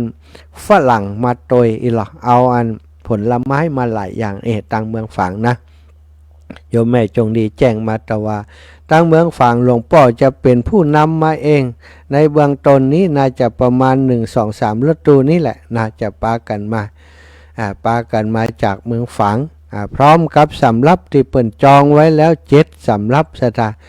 มีสตังค์ครบหมดอีแม่ว่าโอนให้อีแม่โอนไปให้ก็บ่โอนอีแม่เอาใส่ซองมาเลยสะดวกนะกันกับอีแม่เรียบร้อยแล้วศรัทธาญาติโยมท่านทั้งหลายก็เตรียมตัวเตรียมใจกันไว้เนอะวันนี้วันที่7แล้ววันพรุ่งนี้แล้วเนี่ยเขาจะได้ปะกันแล้วได้หันหน้ากันแล้ววันผูกมาตอนไปสัก3 โมงก็จะหายใจโล่งโซ่แล้ว เก็บควายอย่างเดียวละ มหาสมชาติมหานพดลปะโตอิฐมาตั้งแต่จบงานหลวงพ่อที่เมืองฝางก็มาลุยงานวัดบรรพตสถิตทุกวันว่าได้ว่างเลยไปที่ไหนก็พังปีกมาเตรียมงานเพื่อจะต้อนรับศรัทธาญาติโยมทั้งหลายต้อนรับครูบาอาจารย์ทั้งหลายให้ได้เรียบร้อยให้ได้สวัสดิภาพบัดได้เกิดความลำบากแก่ครูบาอาจารย์สร้างห้องน้ำเอาไว้แล้วสร้างที่กินข้าวกินปลาเอาไว้ต้อนรับครูบาอาจารย์และศรัทธาญาติโยมสร้างลานธรรมปูตัวนอนลานธรรมทำทุกอย่างเพื่อจะรอวันนี้วันเดียวนะศรัทธาคือวันที่8 ก็หวังว่าศรัทธามาแล้วจะบ่ผิดหวังได้มาพบมาปะได้มาฮู้มาหารวัดบรรพตสถิตจะได้เกิดความทรงจำที่ดีในจังหวัดลำปางแห่งนี้ซึ่งหลังจากวันที่8ไปแล้วก็ยินดีต้อนรับทุกท่านทุกคนเสมอนะถือว่าวัดแห่งนี้เป็นวัดของครอบครัวคลื่นสีขาวของเฮาไปแวะไปแอวมาแหวงมาปฏิบัติธรรมที่นี่ก็ได้ยินดีต้อนรับเนอะกับทุกท่านที่เป็นคนดีนะคนลึกว่าเอานะ ต้อนรับขี้เหล้าก็วัดนี้นี่ปฏิเสธขี้เหล้าใครเป็นขี้เหล้าเมายามานี่อาจารย์ใหญ่นี่ถ้าดีบ่ดีก็โดนด่าตะเลิดเปิด ไอ้อย่างมาอย่างไรมาอย่างมาอย่างแล้วก็เมาเหี่ยวันละเมายังมาเอกยุงเลยนะเนาะ มาก็คือหมายความว่ามาใช้ประโยชน์ในการปฏิบัติโอเคยินดีต้อนรับบุคคลทุกคนที่ตั้งใจมาปฏิบัติมาแอวมาแหวงมาพักผ่อนนี่ยินดีแต่ว่าถ้ามาสัมมาเลเทเมามากินเหล้ากินยาตีหัวมาดาแม่เจ๊กนี่บ่ได้เนาะวัดแห่งนี้เป็นวัดที่ปฏิบัติธรรมวัดที่ต้องการความสงบคนก็ลงกงเกงนี่บ่เอามาจัดกิจกรรมบันเทิงที่นี่ก็บ่ค่อยมีสถานมันขัดแย้งกันเนาะมันขัดแย้งกันส่วนใหญ่ก็บันเทิงที่สุดก็จะมีซอนี่แหละนะแต่ปีนี้งานรดน้ำดำหัวนี่มีซอเนอะถ้ามีซอสถานจะไปฟังทุกเจ้าเนี่ยมันก็จะไปฟังซอ จะเป็นหัวอันฮือทิพย์จังซอติ๊กๆเนาะก็จะฮือครูบาอาจารย์สลับซับเปลี่ยนกันพัดเวียนปุนเปลี่ยนกันเป็นโฆษกเป็นพิธีกรจะได้หันหน้าหันตากันทุกตนทุกองค์เนาะพิธีตอบมีพักผลไม้อย่างเอามาเนอะของบ้านเฮาที่หาบ่ยากเนี่ยแม้กระทั่งหยวกกล้วยนะสถานหยวกกล้วยป่าเนี่ยบ้านไผ่มีนักเนื้อตัดเป็นท่อนเรียบร้อยนะแกะออกเห็นนะไปเอาต้นใหญ่มานะเอาที่มันกินได้เลยแล้วก็ห่อเหี่ยดีๆเอามาครูบาอาจารย์เพิ่นก็มักแกงหยวกกล้วยเนอะแกงหยวกกล้วยกาอย่างกานี่เนาะ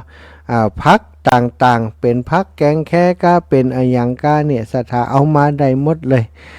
พริกเกียร์5ขาจะไข่ใบมะกรูด มันนงบะนาวยังเอามาเตอะที่เฮามีเอามาใส่สำรับด้วยกัน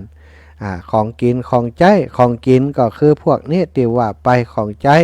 ของบริโภคนะของกินของบริโภคของใจเครื่องใจไม้สอยต่างๆจะเป็นน้ำยาล้างจานก็เป็นสบู่ก็เป็นยาสีฟันก็เป็นผงซักผ้าก็เป็นน้ำยาปรับผ้านุ่มก็อย่างต่างๆที่ครูบาอาจารย์เปิ่นใจได้ก็เอามาใส่ด้วยกันได้เนาะอันนี้ก็ขอประชาสัมพันธ์ให้ศรัทธาญาติโยมได้เข้าใจแล้วก็ในการจอดรถจอดรางอย่างต่างๆเนี่ยศรัทธาญาติโยมก็เอามาจอดเปิ่นจะมีร้านจอดรถ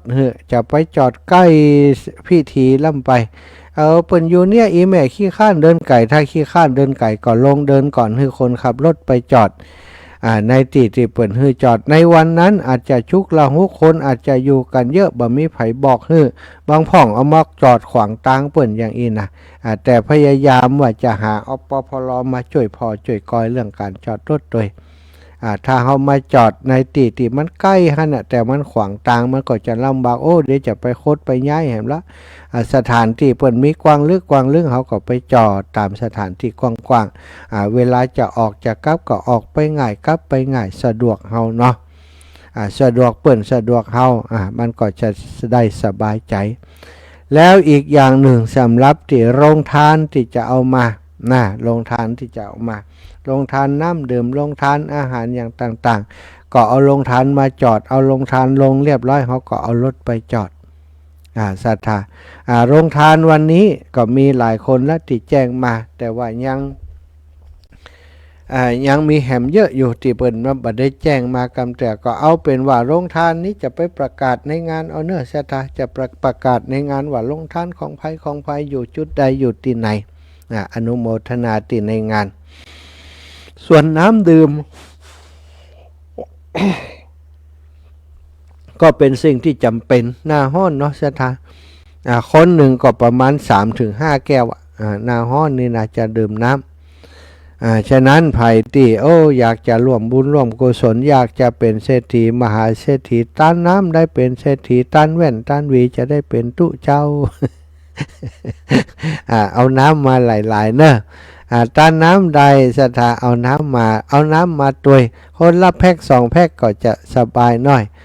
ถ้าเรามีน้ำนาตานเอาน้ำมาคนละแพ็ก2 แพ็กมันก็จะได้ช่วยกันช่วยเหลือเติมกันตรงนี้ไปแต่ถ้าอีแม่บ่สะดวกก็เป็นยังหายหอมมาก็ได้เพราะว่ามีน้ำสำรองที่ได้ใจปัจจัยไปซื้อมาสำรองไว้มีครูบาอาจารย์เปิ่นเอามาถวายไว้นะกราบขอบพระคุณ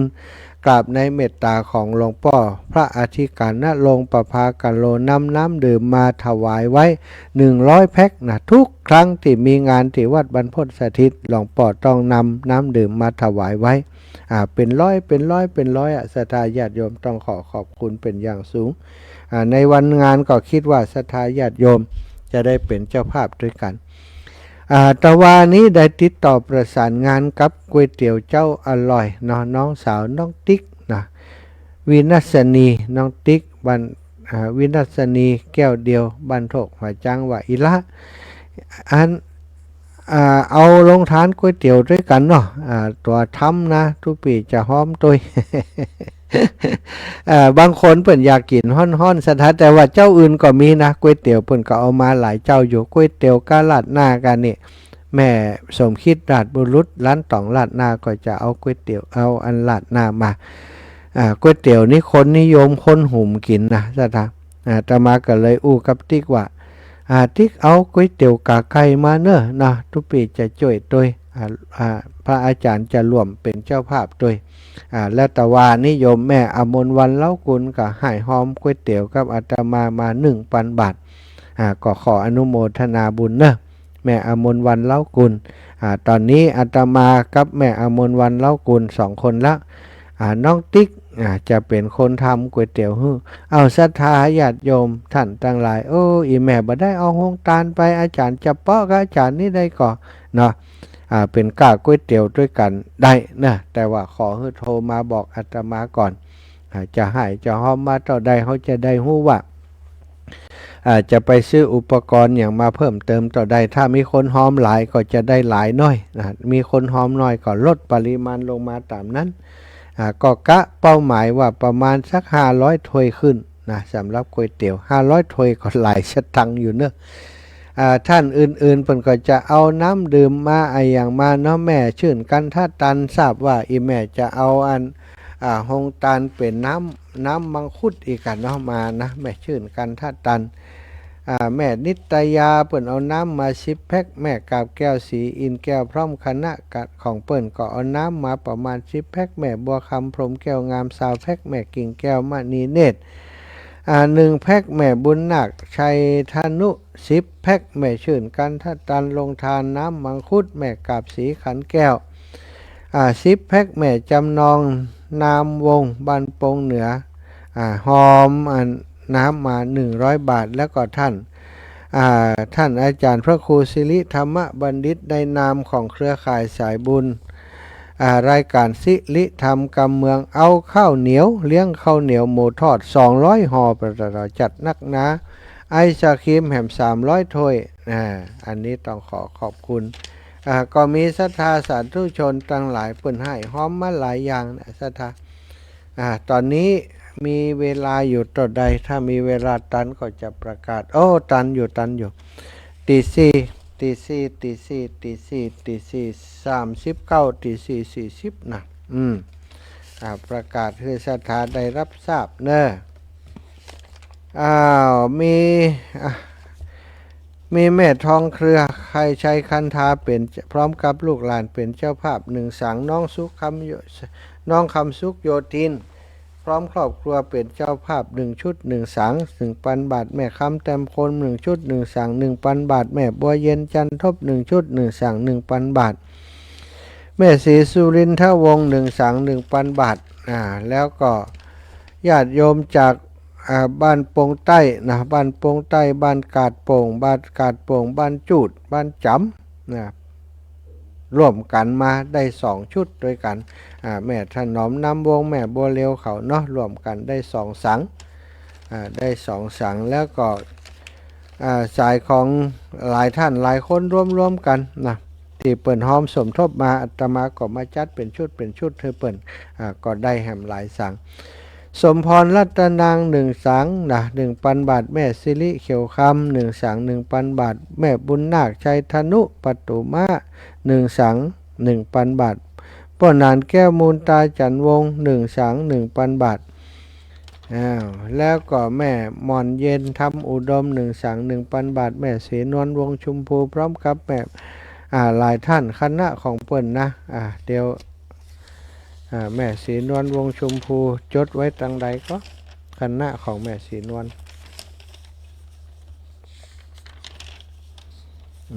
แม่ศรีนวลวงชมพูคณะของเปิ้นจดไว้แล้วอยู่ที่ไหนอยู่ที่ไหนแม่ศรีนวลวงชมพูจดแล้วนะจะไปหายนะเดี๋ยวเป็นเรื่องนะเดี๋ยวอ่านไปก็จะปะคนเดียวมันเนาะแม่บุญรอดพ่อนานแก้วมูลตาจันวงเรียบร้อยแม่กาบแก้วสีอินแก้วพร้อมกับคณะของเปิ่นแหม1 สังแม่กาบแก้วว่าอ่านของคนอื่นจิ้มเขาท่าฟังอีนะอ่านในไลน์กะแม่กาบแก้วก็ว่าในไหนแม่กาบแก้วสีอินแก้วนี่แม่กาบแก้วสีอินแก้วพอในเปิ่นส่งมาตั้งใดกาบแก้ว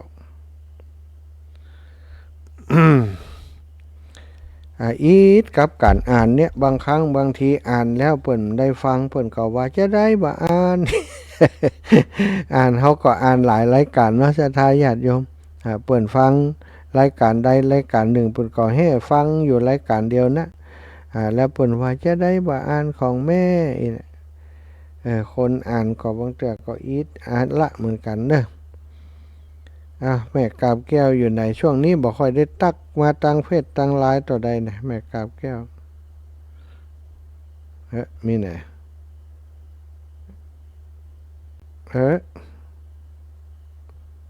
นี่แม่กาบสีขันแก้วแม่กาบแก้วสีอินแก้วถ้ามันบัดตันอ่านนี่ก็หลังจากงานเนอะจะไล่สรุปแห่มกรรมซะท่าไล่สรุปอ่านแห่มกรรมอาตมานี่หลายงานหลายด้านบางเถื่อโอ้จะนั่งเขียนอยู่หั่นคนนั้นโทรมาคนนี้มาหาคนนั้นมาหานะมันบัดได้เขียนแล้วสกรรมมันก็เลยบางคนนี่เปิ่นส่งมาทางเฟซทางไลน์อาตมาก็บัดได้เข้าไปเคลียร์จากทางเฟซทางไลน์อันนี้งานอย่างก็จะเป็นว่าได้รับสายน้ำ6 แพ็คเอาละแม่กาบแก้วสีอินแก้วจะอ่านรอบเดียวแม่กาบแก้วมากาบแก้วมะยุรีสีอินแก้ว200ป่ออุดมแม่บุญบานเพชรทา200พ่อบายแม่พองพันธ์พรหมเพชร200แม่สมใจปีบ้านใหม่100แม่โยมกองมี100แม่จันหอมอุ่นผูก100แม่สีนวลอุ่นผูก100แม่จันตาตะตุ้ย100แม่ไม้ทะปะละ100แม่บัวพัดบ้านกอยหลวง100แม่อำพรเทพพรหมวงศ์100อันนี้คณะของโยมแม่กาบแก้วสีอินแก้วอนุโมทนาบุญครับอีแม่น้ำดื่มแหม6 แพ็คนี่อนุโมทนาบุญเรียบร้อยแล้วเนอะขอบคุณแม่กาบแก้วสีอินแก้ว อ่านแล้วแม่กาบแก้วห้ามทวงแม่ลำดวนศรีชัยวงศ์1 สัง 1,000 บาทแม่ครูมาลัยพร้อมกับคณะพี่น้องบ้านแม่ปุ่มหลวงแม่ปุ่มสันติสุขเนาะ1 สัง 1,000 บาทแม่จันเลื่อนใส1 สัง 1,000 บาทแม่อัมพรแส่บูแม่อุ้ยอินชัยอุดแม่นิพามาสายแม่อุ้ยอินนี่500เป็นสังไปแม่ปวลีอินสุวรรณ2 สัง 2,000 บาทโยม แม่น้อยอินยาศรี1 สังแม่อัมพรบุญหมื่นสันทราย500 บาทป่อบุญทาธีระโพ 1,000 บาทน้องจำเรียนการทาทองป่อบุญธรรมแม่รัตนาสังคำฟั่นเวียงป่าเป้า 1,000 บาทแม่น้องกองคำสันสลี 1,000 บาทแม่มอนเตรียมบุญฟูพร้อมครอบครัว 1,000 บาทป่อสมชายแม่แสงแก้วกาใจพร้อมครอบครัว 1,000 บาทแม่อามนวันเล่ากุล 2,000 บาท2 สังแม่ครูอาลีพันธ์ศรีวิริยะไมย1 สัง 1,000 บาทแม่เรือนคำตาเทพ1 สัง 1,000 บาทแม่บัวเงินแม่สมคิดราชบุรุษ 1,000 บาทแม่ขจรสารปีพร้อมกับครอบครัวอุทิศให้ป่ออุดมสารปี 1,000 บาทแม่บุษบงนางสาวนัทวิสาตากัน 1,000 บาท แม่จันเป็งตัววิชัย 1,000 บาทแม่สุกาสารไฟกลาง 1,000 บาทป่อหลวงป่ออุดมพระครูอุดมศิริทัต 2,000 บาทคณะศรัทธาวัดนากวาง3 สัง 3,000 บาทแม่แก้วนนเต็มบรรณากวาง2 สัง 2,000 บาทคุณหมอสะอาดข่าวสะอาด 1,000 บาทแม่ลัดดาอักเรือน 1,000 บาทแม่บุญนาคชัยธนุ 1,000 บาทแม่จันเป็งปันวิชัย 1,000 บาทแม่แก้วโทนาบุตร 1,000 บาทแม่เหรียญทัตอายุ 1,000 บาทปนานแก้วมูลแม่แบนตาจันวงแม่แต่งแบนยาทัดปอลูนแม่แก้วสีวง200อันลายละ200ลายละ100นะนางสาวบัวคำนนเต็ม100 บาทปอดโตแม่กาปีบุญสวัสดิ์100ปอนหนัวแม่ละเอียดยะแบน300รวมกันเป็น1 สัง 1,000 บาทป้อสีแม่เมยปึกมณี 1,000 บาทป้อแม่ไผ่จีครูแสวงนางสายสมร 1,000 บาท แม่สุขคำป่าแล้ว 1,000 บาทแม่มะลิวันพิเคราะห์งานปีละพีพันเครือโยมแม่สมศรีนันทารามรวมกันได้ 1,000 บาท แม่ยาตุมมาแสนอินคำ100 บาทแม่ตุนแก้วทิพกันเงิน200 บาทแม่ปันอุจจัน100 บาทแม่ปันโป่งแก้ว100 บาทแม่พรธรรมจริยา100 บาทแม่ยายไลพรหมจิโน100 บาทแม่จวนอินทนนท์100 บาทแม่เล็กสุภากาวี50 บาทนางสาวฟองคำตันโย100 บาทครอบครัวประสงค์แม่สีฟั่นถาวร50 บาทนายสนิทนางไหลมาอุทาหรณ์60 บาทแม่ศรีนวลสุรินทร์มงคล100 บาทแม่ไหลต่างถิ่นพร้อมครอบครัว1,000 บาท ป่อจ้วนแม่บุญเรืองบ้านโปงบ้านเอื้อม1,000 บาทนะตะเจ้าตะวาโยมน้องบุญที่ลายโยธาโทรมาหาบ่ได้ทับสายอีน้องบอกว่าน้องเด็ดทุกปีจะโทรกลับก็บ่ได้โทรกลับสกรรมอีลาจะโทรมาบอกอย่างบ่ฮู้เนาะถ้าอีลาฟังรายการอยู่ตอนนี้โทรเข้ารายการมาได้เนอะคงจะเป็นของแม่ย่าพัดครับของอีลาสั่งแล้วก็จะแจ้งเรื่องโรงทานเนาะวันนี้อย่างใดถ้ามีเวลาตอนบ่ายๆเพราะผูกตอนเจ้าก็มีอยู่นะอาตมาภาพวันพุกนี้ตี 3 ถึงตี 5อาจจะมีโอกาสได้จัดรายการฮือศรัทธาญาติโยมอีกรอบหนึ่งก็จะประกาศสำหรับติดโต๊ะค้างเนาะฮือศรัทธาได้รับทราบถ้าได้มีโอกาสจัดรายการวันพุกนะเพราะวันนี้นี่แตนตุลุงยองเนาะ วันพุกแตนตัวเก่าถ้าท่านอาจารย์เปิ้นได้มอบหมายอยู่ถ้าเปิ่นเอาตุลุงยองแตนก่อนแล้วไปถ้าตุลุงยองบัดแตนอาตมาวันพุกอาตมาก็จะได้แจ้งสำหรับชื่อของศรัทธาญาติโยมอีกครั้งหนึ่งในวันพรุ่งนี้เนาะเอาละศรัทธา0448แบ่งปันเวลาให้ศรัทธาได้โทรเข้ามาพ่องเนาะ0808844173ยังมีแหมหลายสายที่ยังไม่ได้โทรเข้ามาห้วยต่องซักได้ยินแล้วยังอีแม่สายทองเขาแม่สายทองแม่สุกแก้วศิลาพรสีเตี้ยโลได้ยินแล้วยังตังอัน ห้วยต่องซักเนี่ยสถานีบดีก็เห่งแปลงเหมือนกันนะสถาแต่ว่าก็ยังบดีเถอะเจริญปอนนมัสการสวัสดีปีใหม่เมืองครับสวัสดีปีใหม่ได้มาก่อนนี่แฟนพันธุ์แท้นี่ผมติดงานครับ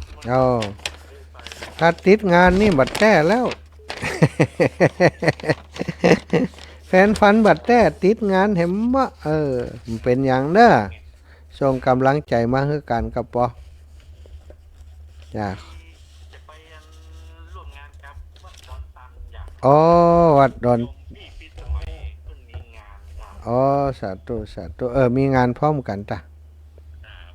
ขอบคุณเนอะแฟนพันธุ์แท้อยู่ดีมีสุข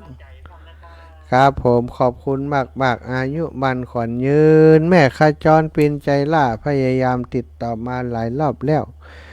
น้องบุญที่ลาโยธาอีลาถ้าฟังรายการอยู่นะลังสวะมือมได้ก็เนี่ยการตัว โทรมาได้เนอะลาเนอะแต่ถ้ามีอย่างด่วนบึดทุกปีจะโทรกลับแม่ขจรปินใจล่าว่าได้แม่เจ้าส่งใจไปกะก็ได้ไปเจ้ามันเป็นยังแม่ส่งใจไปแม่กันเนี่ยการบ้านด้วยกันปีเนี่ยเขาจะเนี่ยปีใหม่บ้านเราได้เอาวันนี้นักเนาะเจ้าสาธุขอบคุณแม่เด้อ เอาจะไปพะเยาก่อนเนอะแม่ศรีวิไล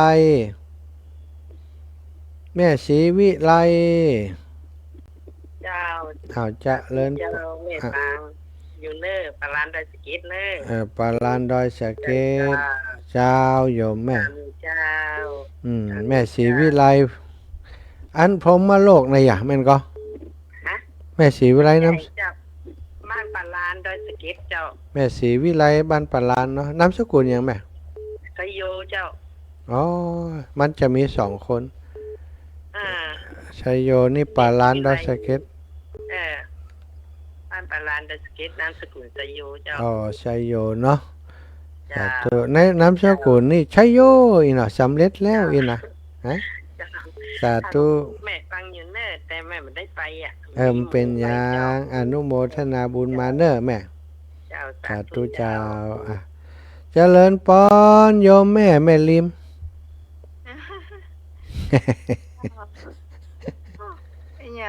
เสียงเป็นแท้ติดที่ไหนเสียงติดบ้านนั้นเนี่ยก็วัดดอนจันทร์กะดอนจันทร์ไปมีอย่างจะมาวัดดอนตันดอนตันเจ้าแกว่าแกจะมาดอนตันได้ไปดอนตันนี่กะมาแต่คืนนี่เสียดายหันภาพก็มีแต่ภาพก็มีคนมา รยายเจ้า โอ้ล่ะโอ้เป็นดีเสียดายอ่ะ เออ ตั้งแต่5 โมงแมลง วัดดอนตันนะ เจ้า เออ บ่มีเหีย เออ เยี่ยวน่ะเจอสีมาตั้งดีอะ โอ้ น่าเสียดาย เออ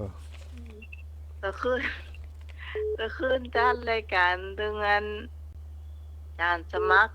ยุบก่อนเปิ้นรับมันดับบ่หู โอ้ ไฟโยมพี่กายุบกันเบิ่น แม่น โอ้เออ บ่หูว่า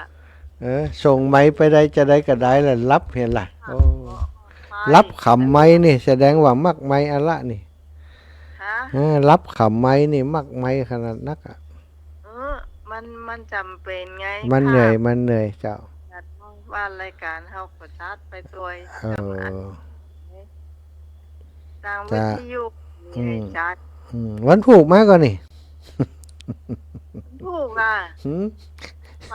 ขอเดียวตู้ตะวันก็กลับไป แต่ว่าทินว่า โอ้ถ้าจะมาวันผูกแรงผมถ้ามาอีก เขาติดงานโยมปีนะกะ แม่น สาธุขอบคุณปีนะเดี๋ยวจะรับสายอื่นก่อนเนอะปีเนอะ ว้าว สาธุขอบคุณมากๆกำลังใจจากโยมพี่พิสมัยปีพิสมัยนี่อยู่อันแม่ริมเนอะสถาญาติโยมเปิ่นจัดรายการเจ้าของรายการธรรมะคลายเครียดตั้งสถานีวิทยุวัดฝ่ายหินวันเสาร์วันอาทิตย์เนาะโยมแม่ศรีสุรินทวงศ์เขื่อนยางพยายามติดต่อมาแม่ศรีว่ายังได้ อาจารย์เจ้าแม่มันพวกแม่มาได้ไปเถิด มันได้ไปจบข่าว งานข่าว งานข่าวดำวันนี้ส้มวันพูกส้ม โอ้ยเนาะ ที่วัดน่ะมี2ส้ม ติดกันแต่เนาะแม่เนาะ เจ้า อินดูท่านเจ้าอาวาสเนาะ เจ้า สวัสดีก่อนนะ หน้าร้อนเนาะ หน้าฮ้อนคนตายกันนักกันหลายสัตว์ตัวเนิ่มเป็นยังได้ให้หอมมาแล้วเนาะเป็นเจ้าภาพด้วยกันถึง 1,000 บาทสัตว์ทุอนุโมทามิเนอร์แมนเนอร์ เจ้าอนุโมทนาบุญครับอีแม่หลายๆสัตว์ปอนานนั้นเมืองนั่นเหรอปอน้อยสมเพชรยังมากำเตือนน่ะแม่เวลาพอจะหมดแล้วแม่สายทองอยู่ที่ไหนแม่สายพินอยู่ที่ไหนนี่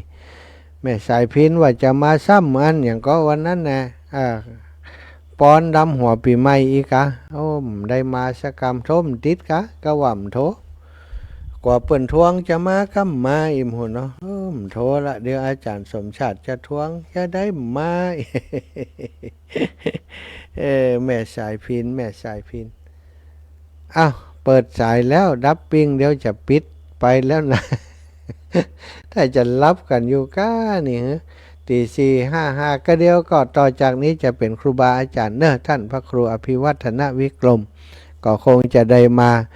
สื่อสารต่อเกี่ยวกับนัดหมายกันยังต่างๆเนาะเตรียมตัวกันเพื่อจะมาร่วมกิจกรรมรดน้ำดำหัวประจำปี 2564 อาตมาในฐานะที่เป็นผู้ดำเนินการดูแลเรื่องสถานที่การต้อนรับขับสู่ศรัทธาญาติโยมก็ยินดีต้อนรับนอนร่วมกับท่านอาจารย์พระมหานพดลสุวรรณเมธีเจ้าอาวาสวัดบรรพตสถิตพระสงฆ์องค์สังฆเจ้าในวัดบรรพตสถิตและศรัทธาสาธุชนญาติโยมของวัดบรรพตสถิตพี่น้องชาวลำปางยินดีต้อนรับศรัทธาจากทุกที่ทุกแดนทุกแห่งทุกหนที่จะได้เดินทางมาในวันที่8ที่จะถึงนี้ทุกท่านทุกคนมาสู่วัดบรรพตสถิตของเราขอให้การเดินทางของทุกท่านทุกคนเป็นไปด้วยสวัสดิภาพปลอดภัยตึงไปตึงกลับมาฮับมาเตรียมมาเติมเอาบุญเอาความสุขสดชื่นไปฝากไปแบ่งไปปั่นคนในครอบครัวต่อไปแล้ววันนี้อาตมาภาพดำเนินรายการมาก็มาถึงช่วงท้ายของรายการและตี4:57 นาทีก็ได้ขอนำรายการจากศรัทธาญาติโยมไปด้วยเวลาเพียงเท่านี้ ขอความสุขสวัสดีจงมีแก่ศรัทธาสาธุชนคนดีตั้งหลายทุกท่านทุกคนให้ท่านตั้งหลายได้อยู่ดีมีสุขให้ท่านตั้งหลายได้มีอายุมันขวัญยืนให้ท่านตั้งหลายได้บังมูลตุนเต้านั้นจงชักมีเตียงแต่ดิลิจัตตาโลธรรมาวัฏันติอายุวันโนสุขังภาลัง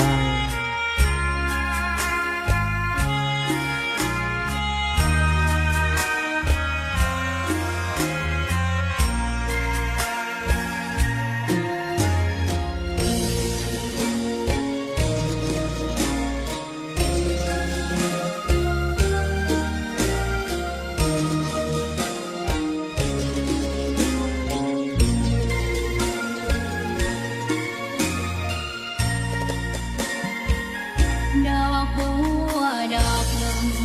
พึงใจไว้เพื่อบูชาแด่องค์พระศาสดาสัมมาสัมพุทธเจ้ามีความงามเงียบไม่เปรียบเทียบเขาเทียบเราใครมองไม่งามช่างเขาแต่เจ้าก็คือดอกบัวด้วยความสัตย์ซื่อยึดถือความดีเป็นหลักใครรักไม่รักก็ไม่จงรักมองมัวเมื่อโผล่พ้นน้ำก็เห็นความงามในตัวไม่ยึดติดในตมชั่วขอเป็นดอก